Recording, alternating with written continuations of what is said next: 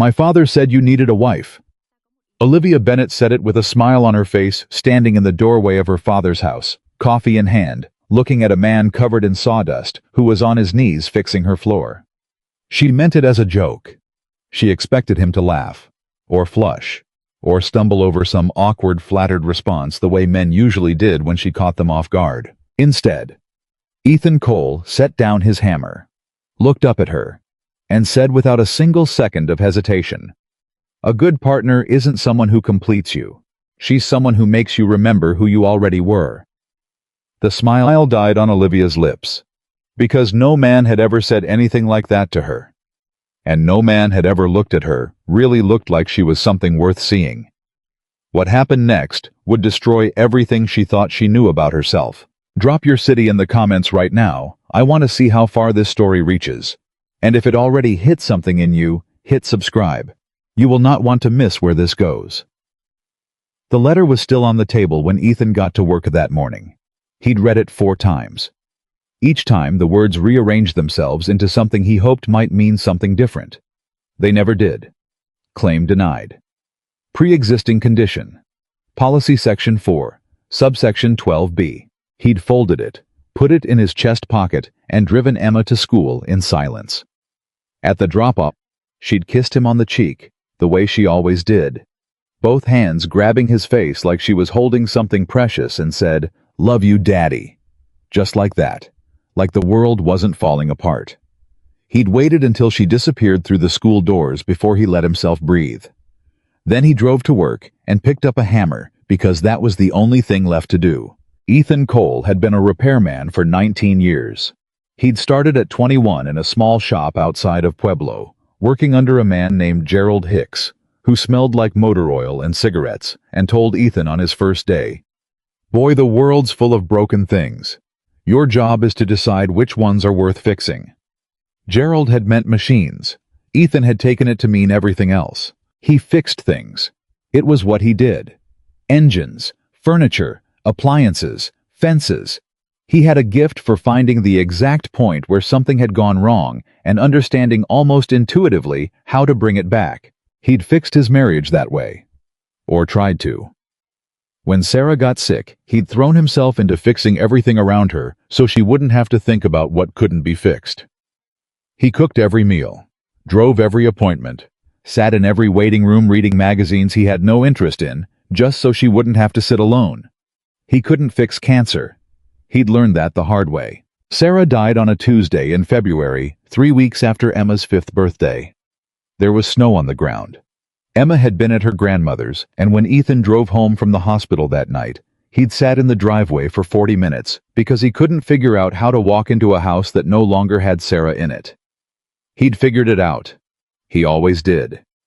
3 years later, he was still figuring it out, one day at a time, one bill at a time, one school morning at a time.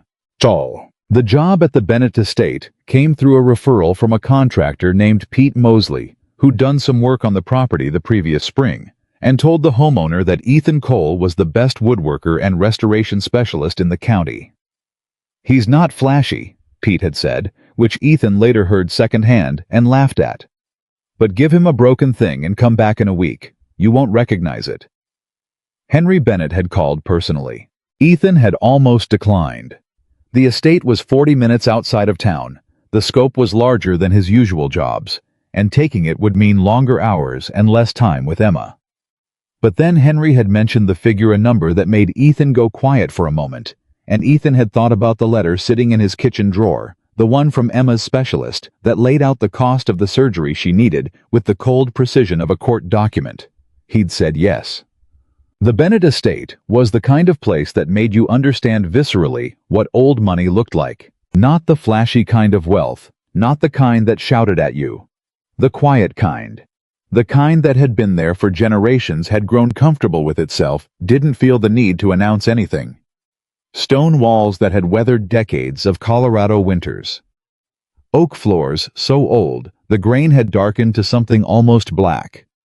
A staircase that creaked in exactly the same place every time, like a house clearing its throat. Henry Bennett met Ethan at the door on the first morning. How was 72, with the kind of face that had once been handsome, and was now something better, distinguished, worn, honest. He shook Ethan's hand with both of his and looked at him like he was actually looking, which Ethan didn't always get from clients. "Good grip," Henry said. "Gerald Hicks taught me that." "Who's Gerald Hicks?" "Man who taught me everything worth knowing about fixing things." Henry smiled. "I like that. Come in. I'll show you what needs to be done." What needed to be done was substantial. The east wing had water damage from a roof leak that had gone unaddressed too long. 3 rooms of original hardwood floor needed stripping and refinishing. A built-in bookcase in the study had warped and pulled away from the wall. There was original molding in the dining room that had cracked in a dozen places. Ethan walked through each room, making notes, asking questions, touching walls and floors, with the flat of his hand like a doctor taking a pulse. Henry followed him, quiet, watching, with what Ethan would later recognize as the specific attention of a man who knows how to read people. "You're not going to tell me what I want to hear," Henry said. It wasn't a question. Ethan looked up from his notepad. "No, sir." "Good. The last man I hired told me the floor could be saved with 2 coats of polyurethane." He paused. "It couldn't." "No." Ethan agreed, crouching to run his fingers along a board that had buckled beneath years of moisture. "It's got to come up. All of it in this section. You save what you can and replace the rest. Anything else is just cosmetics." Henry was quiet for a moment. Then he said, "I think I'm going to like having you here, Mr. Cole." The first week passed quietly. Ethan fell into a rhythm. He arrived at 7 before the house was fully awake. He worked methodically, room by room, with the quiet focus that had always been his most valuable professional trait. He didn't need music or conversation. He needed space to think and problems to solve. He saw. Henry occasionally, the old man would appear in doorways with 2 cups of coffee, hand one to Ethan without ceremony, and sometimes stay to talk, and sometimes just go. Ethan appreciated that Henry didn't feel the need to fill every silence. He did not see the daughter. He'd heard her mentioned in a phone call. Henry took in the hallway and a few photographs on the study wall in the way Henry's voice changed slightly when he said her name. Olivia. Like a man who was proud and worried at the same time, which Ethan recognized as the sound of parenting a child who is doing exactly what you raised them to do and suffering for it in ways you can't quite reach.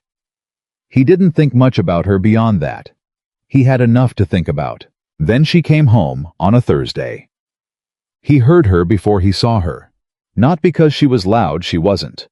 But the house changed when she arrived. Like something had come in from outside, and the air pressure shifted. Henry's voice from the foyer was different, lighter, more careful, more like a man who loves someone and isn't sure how to say it correctly. Ethan was on his knees in the east hallway, working on a section of baseboard that had split from the wall when footsteps stopped behind him. He didn't turn around immediately. He finished the measurement he was taking, made his note, then sat back on his heels and looked over his shoulder. She was standing in the hallway with a leather carry-on bag on one shoulder and a coffee cup from a place that charged more for a latte than Ethan spent on lunch. She was wearing a blazer the color of deep wine, her dark hair pulled back, and she was looking at him with an expression he recognized immediately and had always privately despised, the expression of someone taking inventory of a person and deciding in the first 3 seconds where they ranked. He watched her do it. I was used to it. Tall, built from years of physical labor, wearing clothes that were clean, but obviously work clothes. He knew what people saw when they saw him in settings like this one. He knew the math they ran. Workman, hired, lower tier. He simply looked back at her and waited. She tilted her head slightly, and the corner of her mouth curved. Not mean, not quite.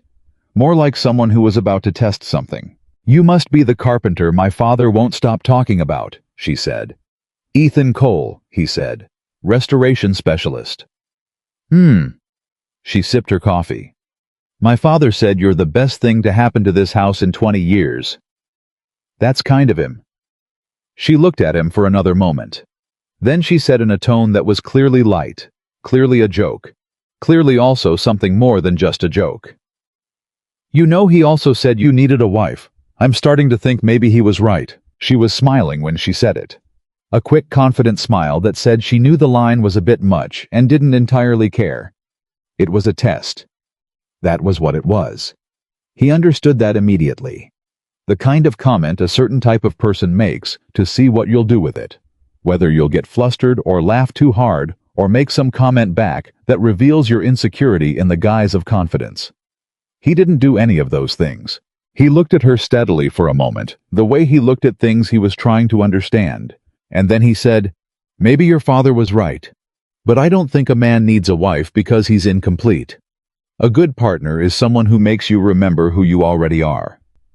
The smile didn't exactly disappear from her face, but it changed, shifted into something different, something less controlled, less performed. She opened her mouth, closed it. She started, stopped. "That's not what I expected you to say." "I know," he said, and turned back to his baseboard. She stood there for 3 more seconds. He counted, not because he was paying attention, but because silence tends to measure itself in moments like that. Then she walked on down the hall. He heard her voice drift back from wherever she went. Something about a meeting, and something about calling someone back, and the house settled into its previous quiet. But something had shifted. Ethan could feel it the way he could feel when the grain of wood had changed direction, that slight resistance beneath the surface that told you to pay attention. He didn't know what to do with that yet. So he did what he always did. He went back to work.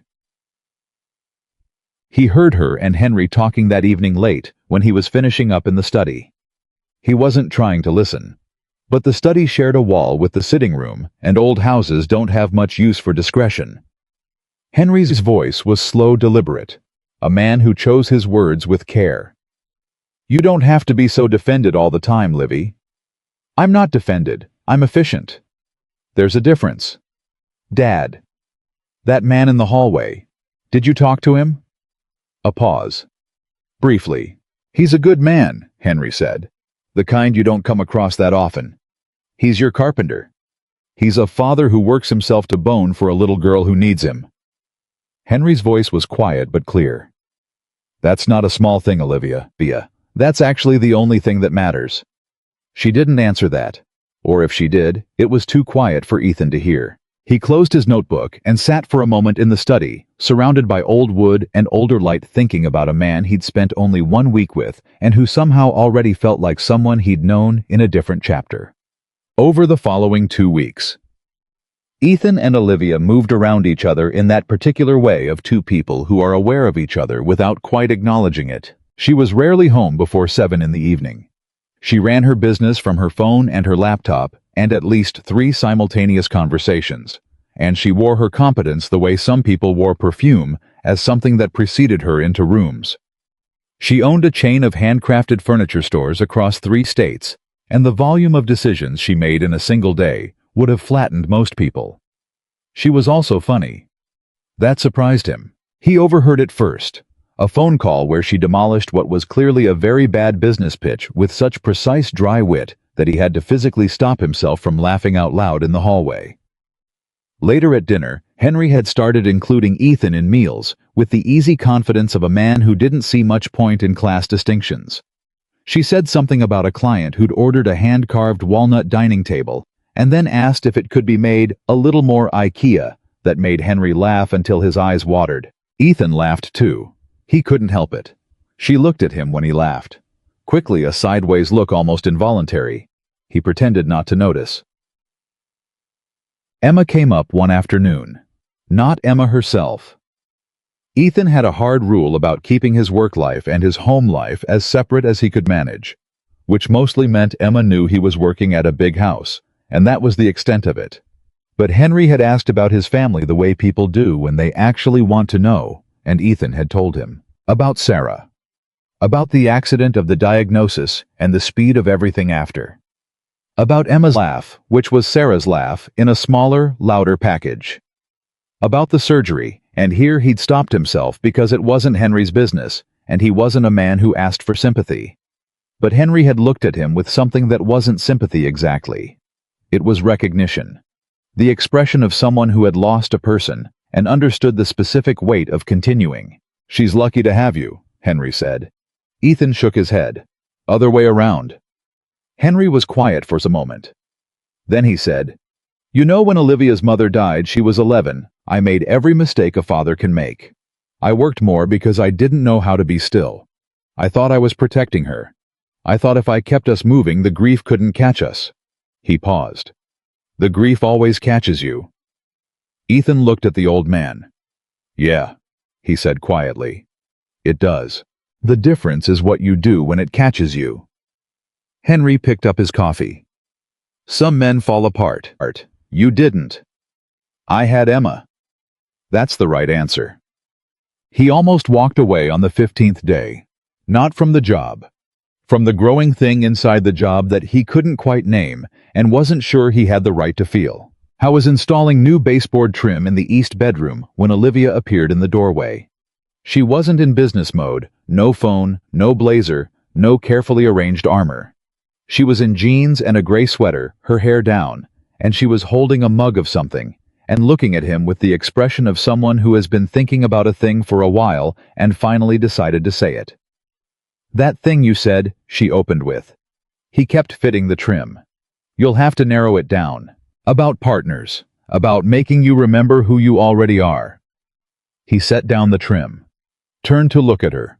She was leaning in the doorway, and the mug was held in both hands, in the way people hold things when they need something to hold. She was looking at him like she was asking a real question, except the question was still finding its shape. Where did that come from? She said. The thing you said. Did you read it somewhere? Or? My wife said something like it, he said. That stopped her. Your wife? Yeah. He paused, decided to keep going. Early on, we were having a fight. Married people fight. I don't care what anyone tells you. And she said something that I've been chewing on ever since. She said the problem with people is they spend their whole lives looking for someone to complete them.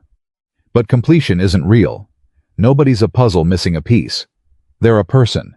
And what they need isn't completion, it's witness. Olivia was very still. Witness, she said.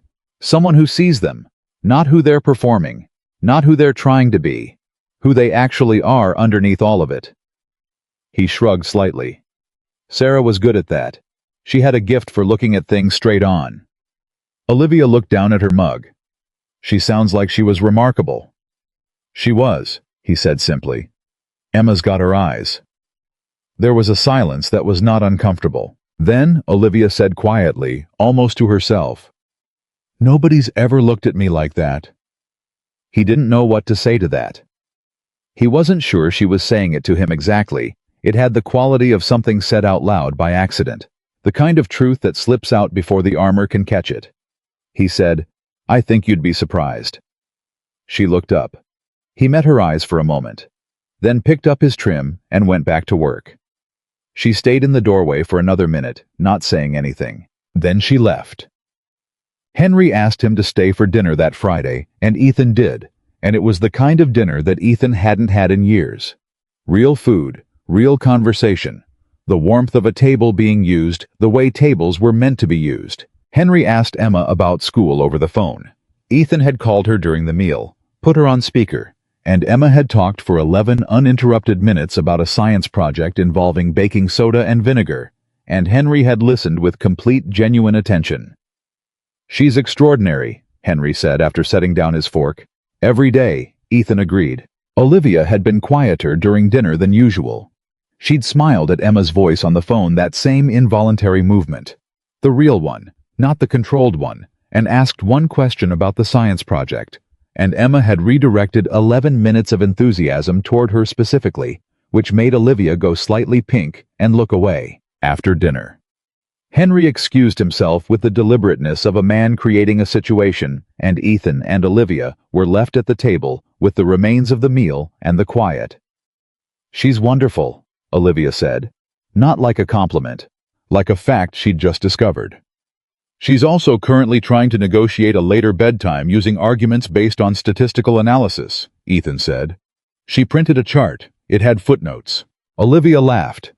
A real one surprised out of her. She made a chart. 3 columns. Current bedtime, proposed bedtime, and evidence suggesting current policy is arbitrary. He shook his head. I didn't know whether to ground her or give her an internship. What did you do?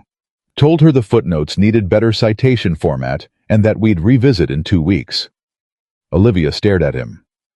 You're negotiating with your 8-year-old. I'm raising a future CEO, he said. I'm not going to crush her litigation instincts at this stage. That made Olivia laugh again, and this time she let it go longer, and it changed her face completely. Made her younger, softer, something that the blazers and the efficiency and the carefully held mug never touched. She caught him looking. What? She said, still smiling. Nothing, he said. You look different when you're not working at it. She tilted her head. Working at what? Whatever it is you do, when you walk into a room. A pause. Her chin came up slightly, a reflex automatic. I don't know what you mean, she said. Yes, you do, he said, not unkindly. She looked at him for a long moment. The armor came back up, but slower this time, like it was heavier than usual. You're very direct for someone who works with his hands, she said. Most of the people I work with are wood and metal, he said. They can handle it. She held his gaze.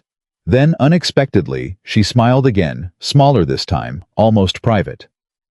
Good night, Mr. Cole, she said. Good night, Ms. Bennett. She left. He sat at the table another few minutes, listening to the old house breathe around him, and thought about the specific way a person looks when they're deciding whether to let themselves be seen. How was on his 3rd week when Henry called him into the study? It was late afternoon, and the light was doing what Colorado light does in autumn, going gold and slant, making ordinary things look significant. Henry was in his chair behind the old desk, and he looked tired in a way that was different from the tired of a busy man. It was the tired of a body that was having to work harder than it should to do basic things. Ethan sat down. Henry looked at him for a moment. Then he said, I want to ask you something that isn't my business. Ethan said, Okay. Emma's surgery. What are you going to do? The question landed like something physical. Ethan was quiet for a moment. Not because he didn't know the answer. He'd been living with the answer for weeks, turning it over, looking at it from every angle, finding nothing he could use, but because he hadn't said it out loud yet, and saying things out loud made them more real. I don't know, he said finally. It was the most honest answer available. Henry nodded. How much? Ethan told him. Henry didn't flinch. He just absorbed it the way experienced men absorb hard numbers, with the stillness of someone who has learned that flinching doesn't change them.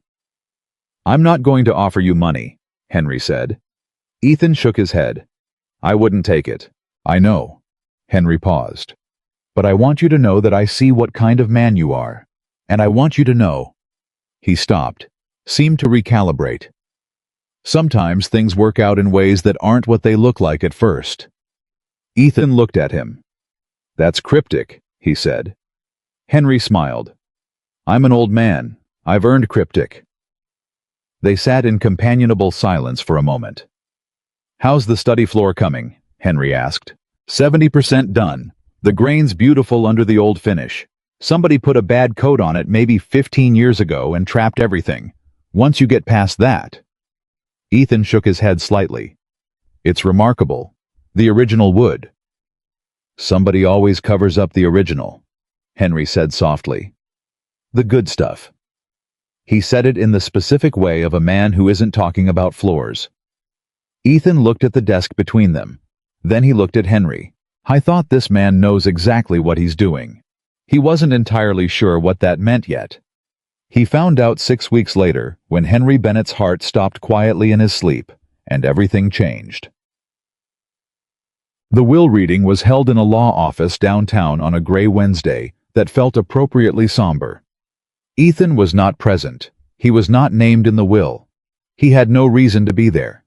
He heard about it later through a sequence of events that began with Olivia showing up at his house for the first time. He'd been in the garage with Emma, helping her build the model she needed for her science project. They had baking soda, vinegar, a papier-mâché structure that was supposed to represent a volcano, but looked more like a potato when headlights swung into the driveway. Emma looked up. Who's that? Ethan stood. Olivia Bennett got out of a car that cost more than Ethan's house. She was in the same blazer she'd worn the day he first met her, or one exactly like it. But something was different, her eyes maybe, or the way she was standing, the held-together quality slightly cracked. Emma said, "She's pretty." Ethan said, "Go inside, Em." "But the volcano." "Inside." Emma gave Olivia one long evaluating look. She had her mother's eyes, and apparently her mother's ability to read a room in 0 seconds, and went inside without further argument. Olivia walked across the driveway and stopped a few feet away. She said, "I'm sorry to come here." "It's okay," he said. "It's not. It's—" She pressed her lips together. "I didn't know where else to go." He looked at her for a moment. "What happened?" She told him. The will. The condition. The 6 months. The marriage clause buried in the legal language like a landmine her father had planted with, she suspected, and her voice cracked slightly on this, the very best intentions. Ethan listened without interrupting. When she finished, he said, "I'm sorry about your father." She looked at him. "That's all you're going to say?" "I'm sorry about your father," he repeated. "He was a good man, I could tell." Something moved across her face, complicated, controlled, barely visible. "Yes," she said finally. "He was." They stood in the garage doorway with the smell of papier-mâché between them and somewhere in the house behind Ethan. Emma was almost certainly pressing her ear to the wall. "Olivia," he said, "whatever you came here to ask, I want you to know the answer is no before you ask it." She went very still. "Not because I don't—" He stopped, chose words carefully. "Not because I don't have respect for what you're dealing with, but because marriage isn't a contract I'm willing to enter under false terms, for any reason." He paused. "I've had the real thing. I know what it should be. I won't put my name on a copy." She nodded once slowly, like she'd known that was coming. "He thought you were the only person," she said very quietly, "who wouldn't try to take something from me. Your father said that. Not in those words, but he pointed you out. He talked about you at dinner that last week. He said—" She stopped, steadied herself. "He said you were someone who knew what was worth keeping." Ethan was quiet for a long moment. From inside the house, he heard the very subtle sound of a small person trying to be imperceptibly quiet. He sighed. "Emma's surgery," he said. I need to find the money. I've been looking at every option." He said it flatly, not as leverage, just as fact. Olivia said, "I know." He looked at her. "How?" "My father told me." She held his gaze. "He told me everything about you, Ethan. He told me about Sarah. He told me about Emma. He told me about the surgery." A pause. "He told me you were too proud to ask for help, and too good to deserve what he suspected was coming." Ethan was very still. "What he suspected was coming," he repeated. "The bill will get worse before it gets better. You know that." He did know that. He'd been not thinking about it the way you don't think about certain things, because if you look at them straight on, they're too large. He looked at Olivia now, at the specific strain of a woman who was carrying grief and business pressure, and the particular indignity of being managed from beyond the grave by a man she'd loved entirely. He thought about Emma's chart, with its footnotes and its 3 columns. He thought about what Sarah had said about witness. He thought about Henry Bennett sitting in his study in gold afternoon light saying, "Sometimes things work out in ways that aren't what they look like at first. If I said yes," he said slowly, "this is what it would look like. Emma and I would live separately from the arrangement wherever possible. No deception toward Emma. She's 8, she knows the difference between real and pretend, and I will not compromise that. Whatever happens for appearances and stays there." He let that sit for a second. "And inside whatever walls we're sharing, I won't perform. You get me as I am. I won't be managed. I won't be costumed, and I won't pretend to be impressed by things that don't impress me. If you can live with that, all of that, then we can talk." Olivia looked at him for a long time. "Most men," she said, "would have agreed immediately for a fraction of what I'm prepared to offer." "I know. That doesn't bother you. Should it?"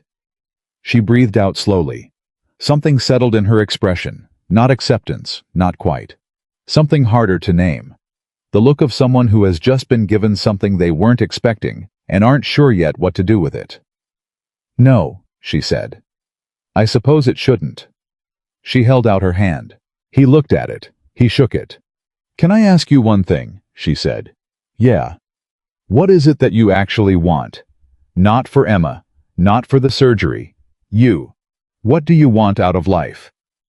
The question landed in the middle of the garage in the smell of papier-mâché and autumn air, and Ethan looked at this woman he barely knew and gave her the only honest answer he had. "The same thing I've always wanted," he said. "To know that the things I love are okay." Olivia was quiet. Then so quietly, he almost didn't hear it. "Me too." She let go of his hand, walked back to her car, got in, started the engine. He stood in the driveway and watched her taillights until they were gone. Then he went inside. Emma was sitting at the kitchen table, hands folded with an expression of studied innocence, so transparent it was almost impressive. "I wasn't listening," she said immediately. "Of course not," Ethan agreed. "Is she a friend of yours? I thought about that for a second." "I'm not sure yet." She seemed sad. "Yeah," he said. "She is." Emma considered this. "The sad ones are usually the most interesting," she said in the precise tone of an 8-year-old who has absorbed too much of her father's way of seeing the world. Ethan looked at his daughter. "I thought about everything ahead of them. The uncertainty, the strange shape of a thing that wasn't what it looked like, the risk of letting something matter before he knew what it was." He thought about Sarah, who always told him he was too careful. "You can't fix something you won't touch," she used to say. He crouched down to Emma's level and took her face in his hands. "You okay, bug?" "Always," she said. "Are you?" He took a breath. "Getting there," he said, and held on. The contract would be signed in 3 days. What neither of them knew, what nobody could have known, was that a piece of paper was about to do the one thing contracts almost never do. It was about to tell the truth. The contract was signed on a Thursday. Ethan had read every line of it twice, not because he didn't trust Olivia, but because he was the kind of man who believed that if you were going to put your name on something, you had better know exactly what your name was agreeing to. 6 months. A shared residence for appearances. Public events when required. A financial arrangement that would cover Emma's surgery, and then some held in a separate account that Ethan insisted be tied directly to the medical facility and nothing else. Olivia's attorney had looked at him over the rim of his glasses when Ethan requested that last condition. "Most people in your position," the attorney said carefully, "would prefer the liquidity of a direct transfer." "I'm not most people," Ethan said. "The money goes to the hospital, not to me." Olivia, sitting across the table, said nothing. But he caught the slight movement, her chin lifting just a fraction. Like something had registered. He signed his name. She signed hers. The attorney notarized everything with the efficient dispassion of a man who had witnessed stranger arrangements and would witness stranger ones still. And just like that, Ethan Cole was a husband again. He drove home in silence. Emma was at her grandmother's for the weekend, which Ethan had arranged deliberately, because he needed 48 hours to figure out how to explain this to an 8-year-old who had footnotes in her bedtime negotiation documents and would absolutely see through anything less than the truth. He sat in his driveway for a while. Not 40 minutes like the night Sarah died. Maybe 10. Just long enough to let the reality of what he'd done settle into his body, the way cold settles into old wood, slowly, completely changing the shape of things without breaking them. Then he went inside and started packing. I didn't have much. That had always been more a fact of his life than a complaint about it. 2 duffel bags for clothes, a box for his tools. The personal ones, not the work set. Emma's things in 2 more bags, plus the backpack she decorated with stickers of planets and one inexplicable drawing of a horse. A box of books. Sarah's photograph, which went into his chest pocket before anything else got packed the way it always traveled. He was done in 2 hours. He sat on the edge of Emma's stripped bed and looked at her sticker-covered headboard and thought, Sarah, I hope you're finding this at least a little bit funny. He could almost hear her. Oh, I'm finding it hilarious. I'm also finding it something else. Pay attention, Ethan. He always listened when Sarah talked to him like that. Even now. Especially now. He picked up his bags, locked the house, and drove toward the Bennett estate. Toward whatever came next. The first morning inside the estate. Ethan woke up at 5:43 because his body didn't know how to sleep past 6 on a weekday, and apparently wasn't going to start learning now, regardless of the square footage of the bedroom or the thread count of the sheets. He lay there for about 30 seconds, registered that the ceiling was significantly higher than he was used to, and got up. He found the kitchen by memory from his weeks of working in the house. It was large professional-grade appliances. The kind of kitchen that had clearly been designed by someone with aesthetic instincts and used by someone with very little time for cooking. He opened the refrigerator and found sparkling water, a container of hummus, something green in a jar that he decided not to investigate, and one single yogurt. He stood there looking at this refrigerator for a moment. Then he closed it, found his keys, drove to the nearest grocery store, and came back 40 minutes later with 4 bags of actual food. He was making eggs when Olivia appeared in the kitchen doorway. She was in a silk robe, hair loose, and she was holding her phone in one hand and looking at him with the expression of a person who has just encountered something that does not belong in their established version of reality. "What are you doing?" she said. "Making breakfast," he said. "I don't eat breakfast." "That explains some things." She stared at him. "Excuse me." "The refrigerator," he said, not turning around. "There was one yogurt and something in a jar I didn't want to identify. That's not food, Olivia. That's a cabinet of intentions.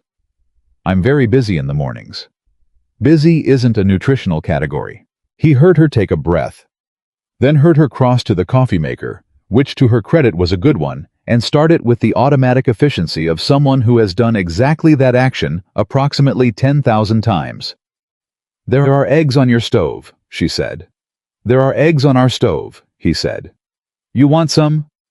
A pause. I usually just..." "I know. Coffee and momentum. I can see that." He plated the eggs, added toast, pushed one plate to her side of the kitchen island. "But Emma arrives tomorrow, and I'm not running a household where the 8-year-old has better nutrition than the adult. So, eggs." Olivia looked at the plate. She looked at him. She sat down and picked up a fork with the slow, slightly suspicious movement of someone accepting terms they haven't fully negotiated. She ate. He ate.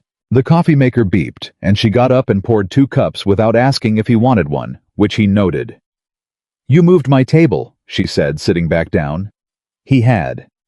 The glass and chrome dining table that belonged in a magazine spread had been relocated to the formal dining room, which nobody seemed to use. In the kitchen, he'd moved in the round oak table that Henry used to keep in the sunroom. It had been in storage since Henry went to the hospital the first time. "It was already there," he said. "In storage. I just moved it back." "You should have asked." "You're right," he said simply. "I should have. I'm sorry." She seemed slightly wrong-footed by the direct apology, like she'd loaded a counter-argument and had nowhere to fire it. "My father loved that table," she said more quietly. "I know," Ethan said. "That's why I moved it." She looked down at her eggs. Something crossed her face that she controlled very quickly, but not quite quickly enough. "It was his," she said. "Yeah." She ate another bite, didn't say anything else, but she didn't move back to the glass table either. Emma arrived the next afternoon. Ethan picked her up from his mother-in-law's house, Carol, who had Sarah's practical eyes and the specific brand of warmth that expresses itself through food and pointed questions. And on the drive back, he kept his explanation simple, because Emma responded better to simple. "We're going to be staying at a different house for a while," he said. "The big one you were fixing?" Emma asked. "Yeah." "How come?" "Because a friend needed some help." Emma was quiet for a moment, looking out the window. "The sad lady," she said. "What?" "The one who came to our garage. She was sad." Emma paused. "Is she less sad now?" Ethan considered that. "Working on it," he said. Emma nodded, apparently satisfied with this answer. Then, "Does the big house have a good kitchen? Better than ours. Can we make pancakes?" "We can make pancakes." "Okay." Emma said with the calm finality of someone who has weighed the relevant factors and reached a decision. "I'll try it." Ethan almost smiled. He would have, except his throat was doing something it occasionally did when Emma said exactly the right thing. What he had not prepared for, could not have prepared for, was watching Olivia meet Emma properly. He'd carried the bags in first. Emma had come in behind him, backpack on planets and horse sticker facing outward, taking in the house with the systematic, unhurried attention of a child whose father has taught her that things are worth looking at properly. Olivia had come down the stairs and stopped halfway looking at Emma. Emma had looked back up at Olivia. For about 4 seconds, neither of them said anything. The air in the hallway had the quality of two people taking very serious measurements of each other. Then Emma said, "Your house is like a museum." Olivia blinked. "I thank you." "That's not always a compliment," Emma said thoughtfully. "Museums are beautiful, but nobody lives in them." The silence that followed was the particular silence of an adult who has just been identified with extreme accuracy by a child. Ethan watched Olivia absorb the comment, watched her open her mouth, close it, recalibrate. "What would make it feel less like a museum?" Olivia asked, and her voice was different, the efficiency stripped out of it, just a real question from one person to another. Emma tilted her head, looked around. "More books that have been actually read," she said. "Rugs that aren't perfectly clean, something growing somewhere, and probably louder meals." Olivia looked at Ethan. He kept his face neutral. "Don't look at me. She's her own person." Olivia looked back at Emma. Something shifted in her face, subtle, significant. "I think," Olivia said slowly, "that you might be right." Emma nodded. "I usually am," she said without particular arrogance, just the matter-of-fact delivery of someone reporting a pattern they've observed. "Dad says I get it from my mom," Olivia said. "She sounds like she was wonderful. She was the best person," Emma said simply. "But Dad's a close second." Ethan looked at the floor for a moment. Found something very interesting to study in the original hardwood. That night, for the first time since Henry Bennett had died, there was noise in the house after 7 o'clock. Emma at the kitchen table with her homework, asking Ethan questions, arguing one of his answers, being wrong and accepting it with minimal grace, and then asking another question. Ethan at the stove, making the kind of dinner that required actual attention. And Olivia, who had come down with the clear intention of taking her usual dinner to her office, standing in the kitchen doorway, instead, watching the two of them like she was looking at something she'd seen described, but never quite believed was real. "Sit down, Olivia," Ethan said, not turning around. "I have calls. They'll wait 20 minutes. Sit down." Emma pulled out the chair beside her. "You can sit here," she said. "I'll show you my volcano research. It's very interesting."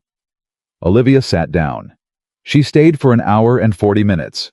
She did not make a single call. The next 2 weeks established a rhythm that Ethan hadn't expected and Olivia definitely hadn't planned for. He cooked. Emma created general productive chaos. Olivia worked.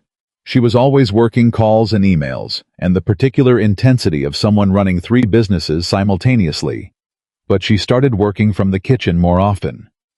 And then from the table in the sitting room, where Emma had taken to spreading her homework.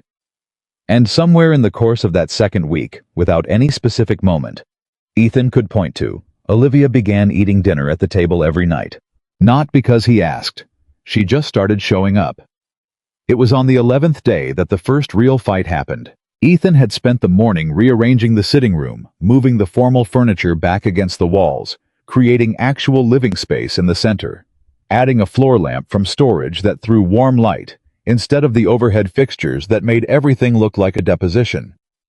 He'd also brought in 2 of Henry's old armchairs from storage and placed them on either side of the fireplace. Olivia came home at 6:30, walked into the sitting room and stopped. "You moved everything," she said. "Made some room," he said, without asking me. "Yeah," he said. And then, because he'd already had this version of the conversation once, "You're right, I should have asked." "But you did it anyway." "I did." She crossed her arms. "Why do you keep doing that, just changing things without—" "Because this house is suffocating," he said. Not loudly, not with anger, just plainly. Everything in it is designed to be looked at. Nothing in it is designed to be used. There's a difference between a beautiful room and a livable one, and right now, every room in this house is the first kind. This is my home. I know it is. Then why do you keep treating it like a restoration project? He looked at her. Because that's what I know how to do, he said. I find things that have stopped working the way they're supposed to, and I figure out why, and I fix it. The words landed. She heard them. He could see that she heard them, the way her jaw tightened, and her eyes went to a middle distance. I'm not a project, she said. No, he agreed. You're not. He paused. But I think this house has been silent for a long time, and I think you let it be silent because it was easier than figuring out what was missing. Don't, she said. Don't what? Don't do that thing where you say something that sounds like it's about furniture, and it's actually about me. Her voice had an edge in it, sharp and close to something ragged underneath. I didn't hire you to analyze me. You didn't hire me, he said simply. You made a business arrangement with me. That's different. She looked at him. He said, and for what it's worth, I'm not analyzing you. I'm just telling you what I see. You can do whatever you want with it. Silence. Her arms uncrossed. She looked at Henry's chairs, sitting on either side of the fireplace, old leather worn to the patina of years of someone actually sitting in them. Those were his, she said. Yeah, I used to sit in one and put his feet on the other. Her voice had changed, the edge gone something quieter underneath. He said the second chair was for company that hadn't arrived yet. She stopped. I thought it was lonely. Now I think maybe he was just hopeful, Ethan said. She looked at him. Yeah, she said quietly. Hopeful. They stood there for a moment, not fighting, not quite anything else either. Just two people in a room that was just barely beginning to feel like somewhere someone could breathe. Fine, Olivia said. Keep the chairs. Thank you, he said. But next time you want to move something, you ask. I will. She turned to go, stopped. The lamp is better, she said without turning back. The overhead light was too cold. He watched her leave. He sat down in Henry's chair.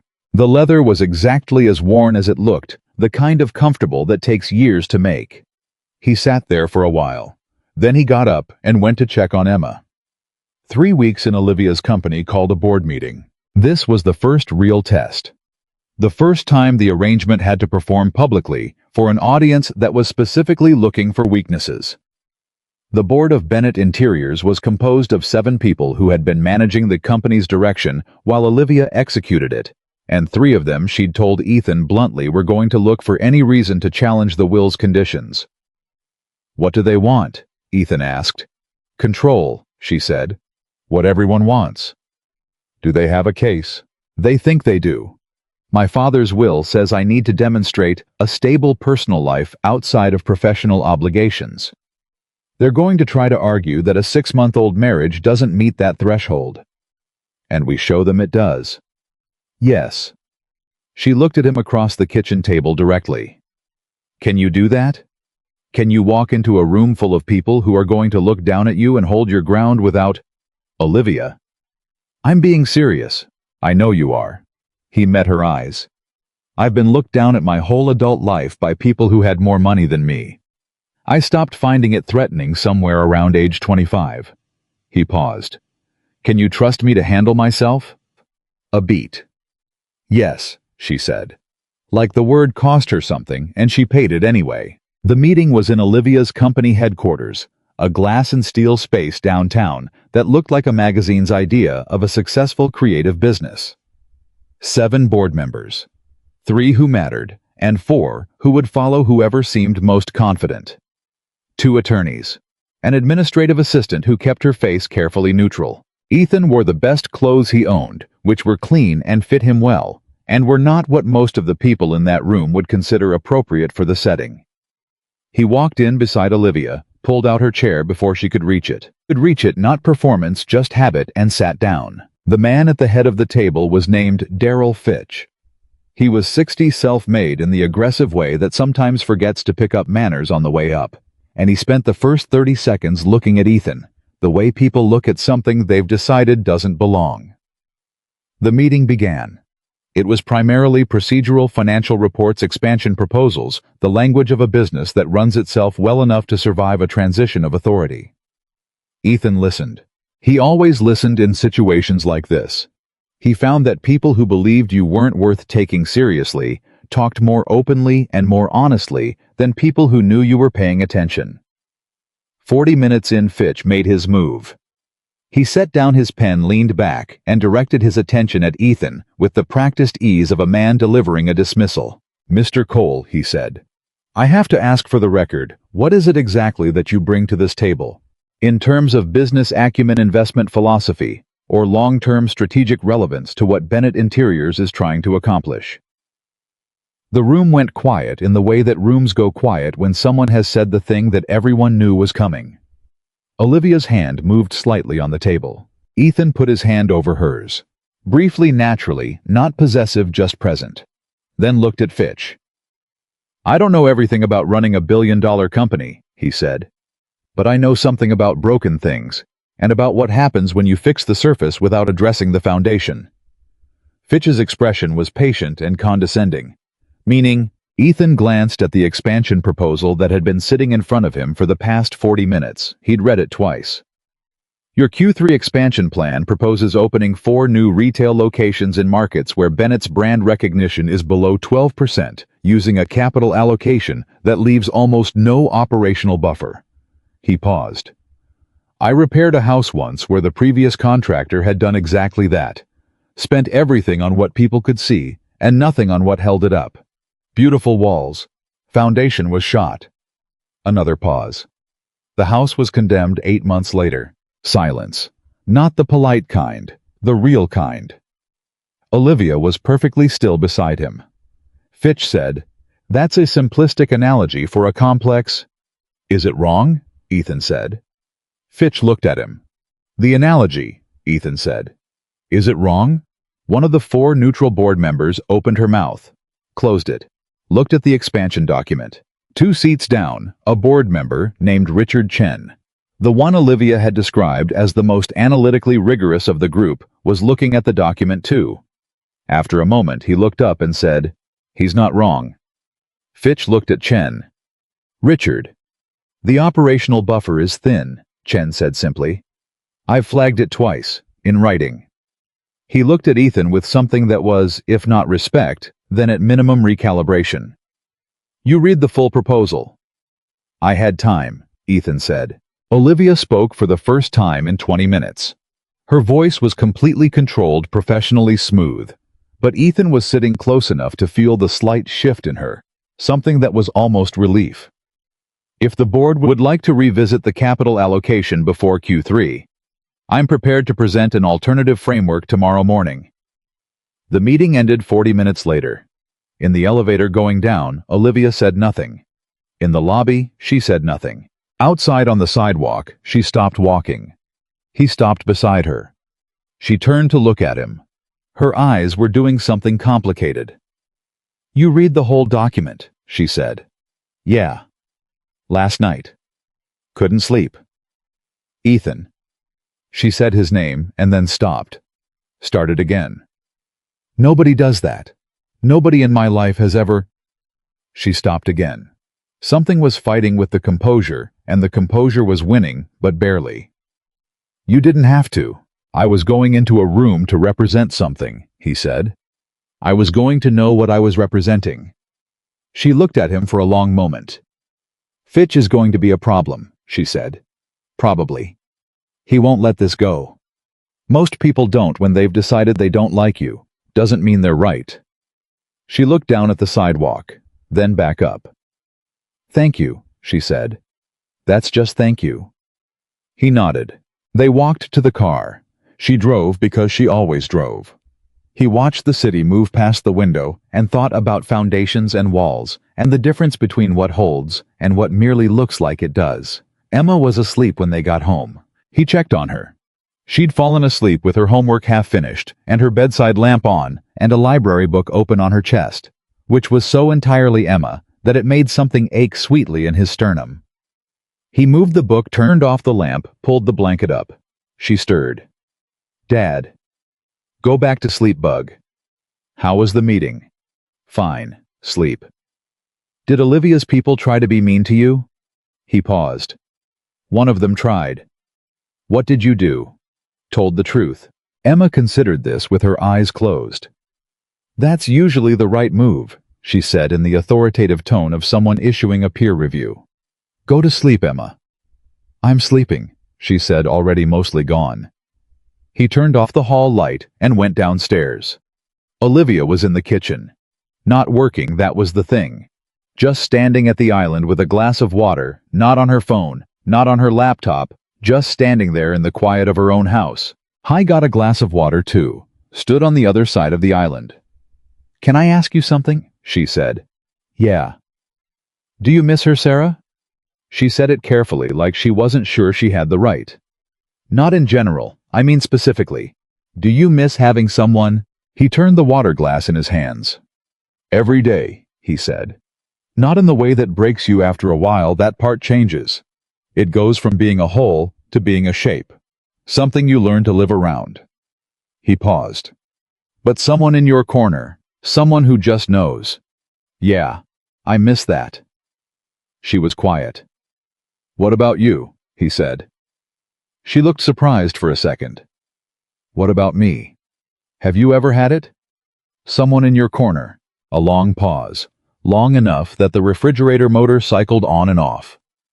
My father, she said finally. He was, even when I didn't deserve it. She turned the water glass in her hands a mirrored motion. But everyone else? She shook her head. Men look at me and see a business opportunity or a challenge or something to be managed. Women look at me and see competition or a target. She said it flat, factual, no self-pity. Nobody looks at me and just sees a person, Ethan said. She looked at him. Yeah, she said quietly. A person. He looked at her. The real her, not the blazer, not the efficiency, not the carefully constructed performance of a woman who has learned that the best defense is to be more impressive than whatever's coming at her. Just Olivia. I see a person, he said. She didn't answer, but something in her face moved, subtle, involuntary, the kind of thing a controlled person cannot entirely control. Good night, Ethan, she said. Her voice was slightly different, softer at the edges. Good night, Olivia. She picked up her water and went upstairs. He stood in the kitchen for a while. The house was quiet around him, but it was different now, a different kind of quiet. Not empty, not cold. Something had shifted in the walls and the air, in the way the light fell across Henry's oak table. He thought about Henry sitting in his study in the gold afternoon light, saying, sometimes things work out in ways that aren't what they look like at first. He thought about what the old man had known, what he had very deliberately set in motion. And for the first time since he'd signed that contract, Ethan Cole felt something he hadn't felt in a long time, something careful and fragile and completely unmistakable. He felt the future leaning toward him. I didn't know whether to reach for it or step back. He turned off the kitchen light. He went upstairs. He lay in bed in Henry Bennett's guest room and stared at the ceiling and thought about everything that was real in this house and everything that wasn't, and found to his considerable disquiet that the line between those two things was getting harder to locate. Then Emma knocked on his door 4 inches open, her face appearing in the gap. I can't sleep, she announced. You were asleep 20 minutes ago. I woke up. She looked at him. Can I sit with you for a minute? Come on, he said. She came in dragging her blanket and climbed up and settled beside him, the way she'd done since she was 3, taking up approximately 70% of the available space, despite being a small person, because she had always slept like she was claiming territory. Dad, she said after a moment. Yeah. Are you going to be okay? He looked at her. What do you mean? Here, she said. With all this. She waved her hand in a gesture that seemed to encompass the house and everything complicated happening inside it. Are you okay? He put his arm around her. She tucked herself against his side. Yeah, Bug, he said. I think I am. She was quiet for a moment. She's starting to feel like she belongs here, Emma said. Not about Olivia. About herself. Is that okay? Okay? Yeah, he said. That's exactly okay. Okay, Emma said, satisfied, closing her eyes. He lay there with his daughter in Henry's house, listening to the old building settle, and thought about how a contract had started to do something that contracts almost never did. It had started to build something real. The morning after Emma fell asleep in his bed, Ethan woke up to the smell of coffee. Not just coffee. Actual breakfast. Something with butter and heat, and the kind of smell that reaches into sleep and pulls you forward. He lay there for a moment, disoriented by it. The smell was right, but the ceiling was wrong, too high, the light coming from the wrong angle, and then the previous 6 weeks reassembled themselves in his mind, and he got up. Emma's blanket was still on the bed, but Emma was gone. He could hear her voice downstairs. And another voice. Olivia's voice. He stopped at the top of the stairs and listened. "No, you're doing it wrong," Emma said in the specific tone she used for instructing adults who were trying their best and falling short. "I'm following the recipe," Olivia said. "You're following it too literally. You have to feel when it's ready. It's pancake batter. It doesn't have feelings. Dad says everything worth doing has feelings if you pay attention." A pause. "Your father," Olivia said slowly, "says some things that sound simple and turn out not to be. That's because he's smart," Emma said with the absolute confidence of someone who has conducted an extensive study and reached an irrefutable conclusion. "Also, he's been sad for a long time, but he's less sad here. I can tell." Ethan stopped breathing. Olivia was quiet for long enough that the silence had texture. "How can you tell?" she asked, and her voice was different. Careful, like she was handling something fragile. "He hums when he cooks," Emma said simply. "He stopped doing that after Mom died. He genuinely had not known he was doing that." He heard Olivia say very quietly, "I'm glad." He heard Emma say, "Me too." "Okay, now flip it. No, not yet. You'll know when it's ready because the bubbles change." He sat on the step for another minute. Then he stood up, walked downstairs, and walked into the kitchen, like he hadn't heard any of it. Emma was standing on a step stool beside Olivia at the stove, directing with the authority of a small person who has identified an adult in need of supervision. Olivia was holding a spatula with the focused expression of someone diffusing something. Ethan said, "You're making pancakes." "Emma is making pancakes," Olivia said. "I am receiving instruction." "She's a good student," Emma said generously. "For a beginner." Olivia looked at him over Emma's head with an expression that said, "Approximately, your daughter is something else, and I cannot decide how I feel about that, and also please help." He poured himself coffee and stayed out of it. That was the morning everything got harder. Not worse. Harder, the way things get harder when they start to matter. When the stakes shift from professional to personal without anyone calling a meeting about it. The board delivered its formal challenge on a Tuesday 5 weeks into the arrangement. Olivia called him from work at 2 in the afternoon, and he knew from the first syllable that something had changed. Not panic. Olivia didn't panic, but the control was load-bearing in a way it hadn't been before. "Fitch filed a formal objection with the estate attorney," she said. "He's arguing the marriage doesn't meet the spirit of my father's conditions. He's requesting an independent assessment." "What does that mean?" "It means someone is going to come to our home and evaluate whether our marriage is real." Ethan was quiet for a moment. "When?" 2 weeks, maybe less." She paused. "Ethan, if they decide it's not legitimate, the board gains controlling interest in the company. Everything my father built. Everything I've spent 15 years working for." Another pause, shorter. "I need you to be ready for this." "I'm ready," he said. "You don't know what they're going to ask." "Doesn't matter," he said. "I'll tell the truth." Silence on the line. "The truth," she said carefully, "is that we signed a contract." "The truth," he said, "is that we live in the same house. We eat at the same table.